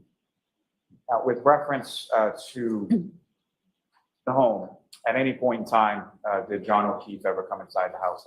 No. During the time that you were there, let me ask more specifically about how long a period of time was it that you were there, or about what time did you leave? I believe I left approximately around 1:30, 1:45, approximately. And do you know about what time it was that you arrived there? I'd say approximately somewhere between 12:20, 12:30. Well, 12:20, I believe, 12:20-ish, because the last call from John, when I went back and looked, was 12:18. Now, She's going to nail her times down. similar to what I asked about the waterfall, as far as the sort of mood, demeanor inside the house, what, if anything, do you recall with respect to that? Good. Everybody was in a good mood. There was no Brian and Brian were talking. My sister was cleaning. I was talking with the kids. Just a normal night. Now, while you were in the kitchen dining room area for the time that you were there, did you see anybody or observe anybody from the group that you just described go anywhere else in the house as far as away from that area? Julie Nagel went outside. So beyond Julie Nagel going outside, did you see anybody else go upstairs, downstairs, to the basement area, or anywhere else in the house? No. Now, when you were in the car and you were driving, you hooked your phone up to the charger, is that right? Yes. Do you recall charging your phone at any point in time when you were at your sister's house on Fairview that night? I don't recall. You mentioned Julie Nagel, Sarah Levinson, were those people that you knew prior to that night of the 28th?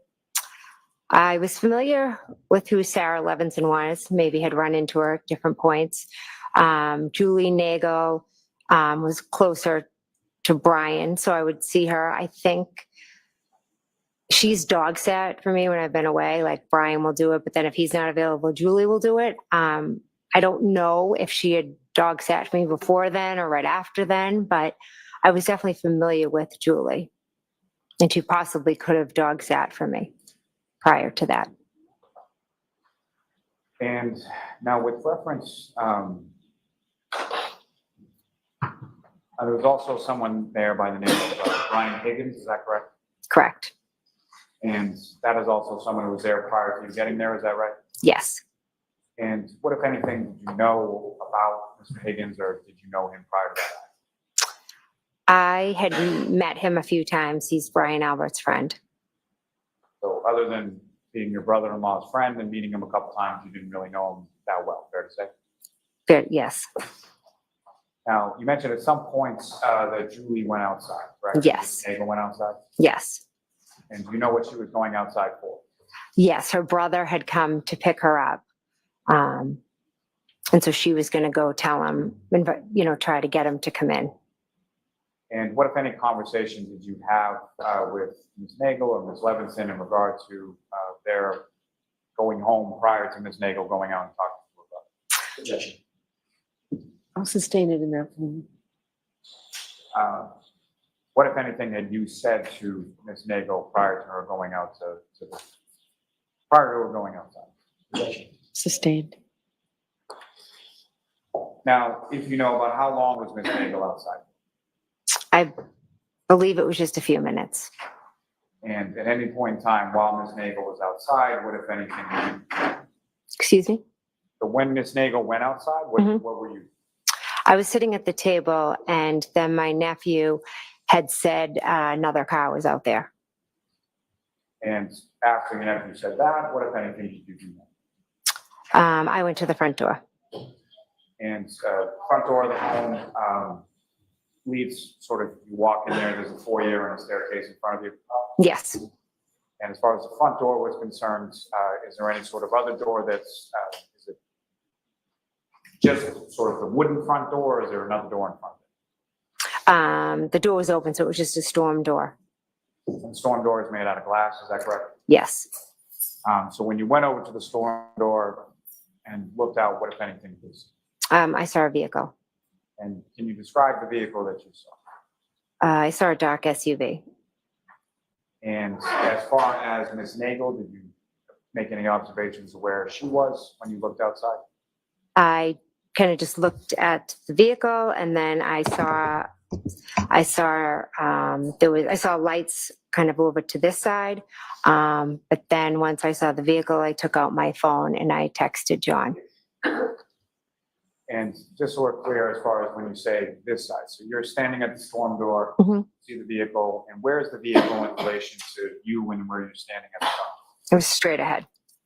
Now, the headlights that you were saying is sort of off to the side. From your perspective, looking out at the street, is that to the left, to the right, or something else? Left. And as far as this dark SUV that you saw, could you tell anything else about it as far as make or model, or recognize it at all? No. Now, at this time on January 29th, 2022, were you familiar with any sort of vehicles that Mr. O'Keefe had? Yes. What kind of vehicles? Gosh, I don't know the brand. It's, it was a small SUV type. Do you recall like what color it was? His might have been grayish. I'm not 100% sure. And any other vehicles that he may have had? Yes, he had this old-fashioned car that he loved, but Kaylee is so embarrassed of it. But yeah, he had that as well. Now, as far as Ms. Reed was concerned, were you familiar with what kind of vehicle she had at that time? Yes. And what kind of vehicle were you generally aware of her driving? She had a Lexus. Was that a sedan or an SUV, or what kind of vehicle? I think it was like a small SUV. Now, the vehicle that you saw outside of the residence of Fairview when you looked out the storm door, was that consistent with what you knew Ms. Reed to be driving at that time? Yes. Now, as far as that vehicle was concerned, at any point in time over the course of the evening, did you see anyone exit that vehicle or come out of that vehicle at all? No. Certainly never saw anybody exit that vehicle and walk over and come inside the house. Sustained. As far as that vehicle, when you first saw it, could you tell whether or not it was running or anything like that? It was running. Yes, I could. I could tell it was running. It had the taillights. I could see the red. I'm going to ask you to keep your voice up, okay? Okay, sorry. Now, in addition to the taillights that you saw, did you see the headlights or anything like that? Yes, the headlights were on. And as far as the interior of the vehicle, were there any lights on inside the vehicle that you saw at any point in time? No. And as far as the windows of the vehicle, what, if anything, did you observe as far as their coloration? Was it tint or anything like that you saw? Didn't observe, no. Now, you see the vehicle sort of straight ahead of the front door, and then you pull out your phone to text Mr. O'Keefe, correct? Correct. Do you recall what you texted to him at that point? I think I said here, question mark.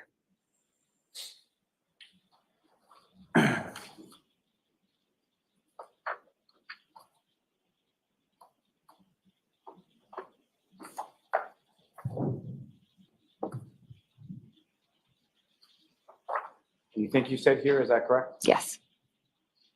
Carol, may I approach? Yes. He's trying to stall. Show to get Mr. break. Jackson. Okay. He wants to drag this out so there's no cross today, I guarantee you.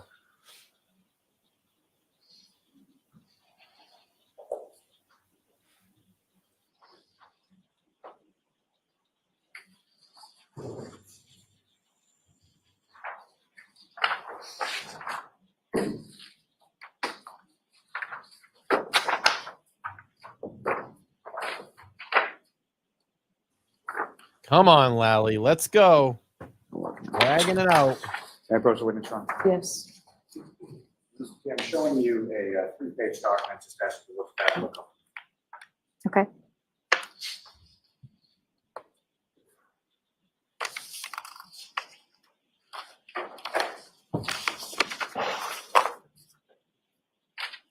Just generally speaking, that 3-page document, do you recognize the contents of that?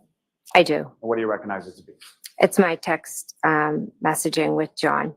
So from sort of the early part of the 28th and around midnight through, I'm sorry, the 29th through the entirety of the 29th.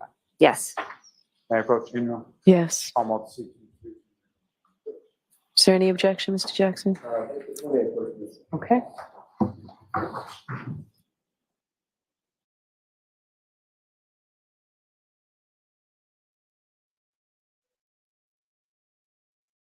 This is going to be a sidebar, and then they're probably going to break for lunch. So what's going to happen here is I am going to break for lunch. I'm going to shut the stream down, but I will start an afternoon stream.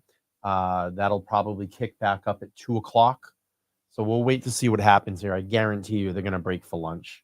But I'm going to take off and get some lunch, and then I'll be back. And if you want to join the afternoon stream, just look for my stream, probably close to around 1:45 before court resumes. And I appreciate everybody being here. I get it. There's a million streams going on.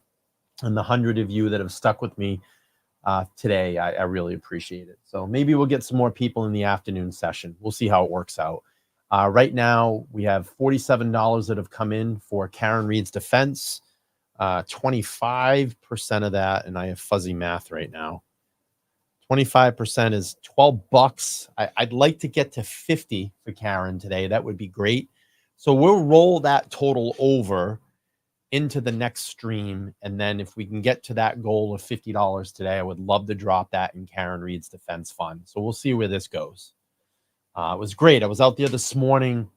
I got to saw Mr. and Mrs. Reed. Mrs. Reed recognized who I was and said, "We really appreciate all the donations that you've put up on Karen's defense fund page lately. Thank you so much for all your hard work." And as right now, I mean, within 2 weeks, I think we raised over $600. It's pretty amazing. But we'll be back. It's going to be an hour, 1 to 2, and then my stream will come back at 2 o'clock. So we'll wait to see what they do. But I guarantee you, big donation that just came in. MIGI, thank you so much for the $50. So let's do this. 47 plus the 50. We're at 97 total. 25% is going to kick it to 24.25. Thank you, MIG. So we got $25 more. Hopefully we can grab that in the afternoon session and make a $50 spot on the defense page. But I'm going to guarantee you this is going to go to lunch. Thank you so much, MJI. I'm going to grab my keys because I'm going to bail out pretty quick once lunch kicks off.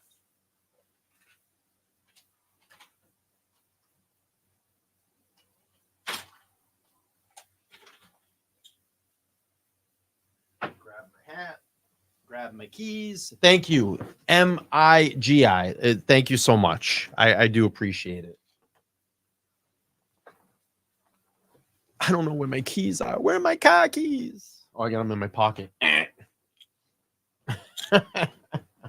Please, everybody come back. Afternoon session. We're going to wait to break for lunch. And then, like I said, I'll be back within the hour. We'll start a new fresh stream and go from there.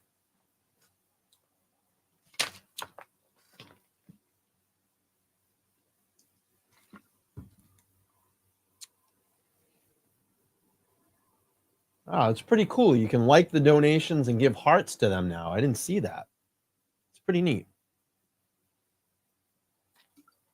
I wonder if they're going to get to cross today. I think Lally's going to drag this out. I think Lally's going to drag this out. Neil, I have other ways too. You can Cash App me. Or I have Venmo. That'll drop. I have PayPal. Or you can just super chat right on the bottom. Click the super chat button. You can add a message there. That's what you prefer. but I'm almost going to guarantee this is going to be a break for lunch, and I will be back. All right, let's see. They're going to break for lunch here, I think. Actually, great timing. So we'll have you back here at 2 o'clock. And Ms. McCabe, I'll just ask you to let yours walk out first. Okay. Court, all rise.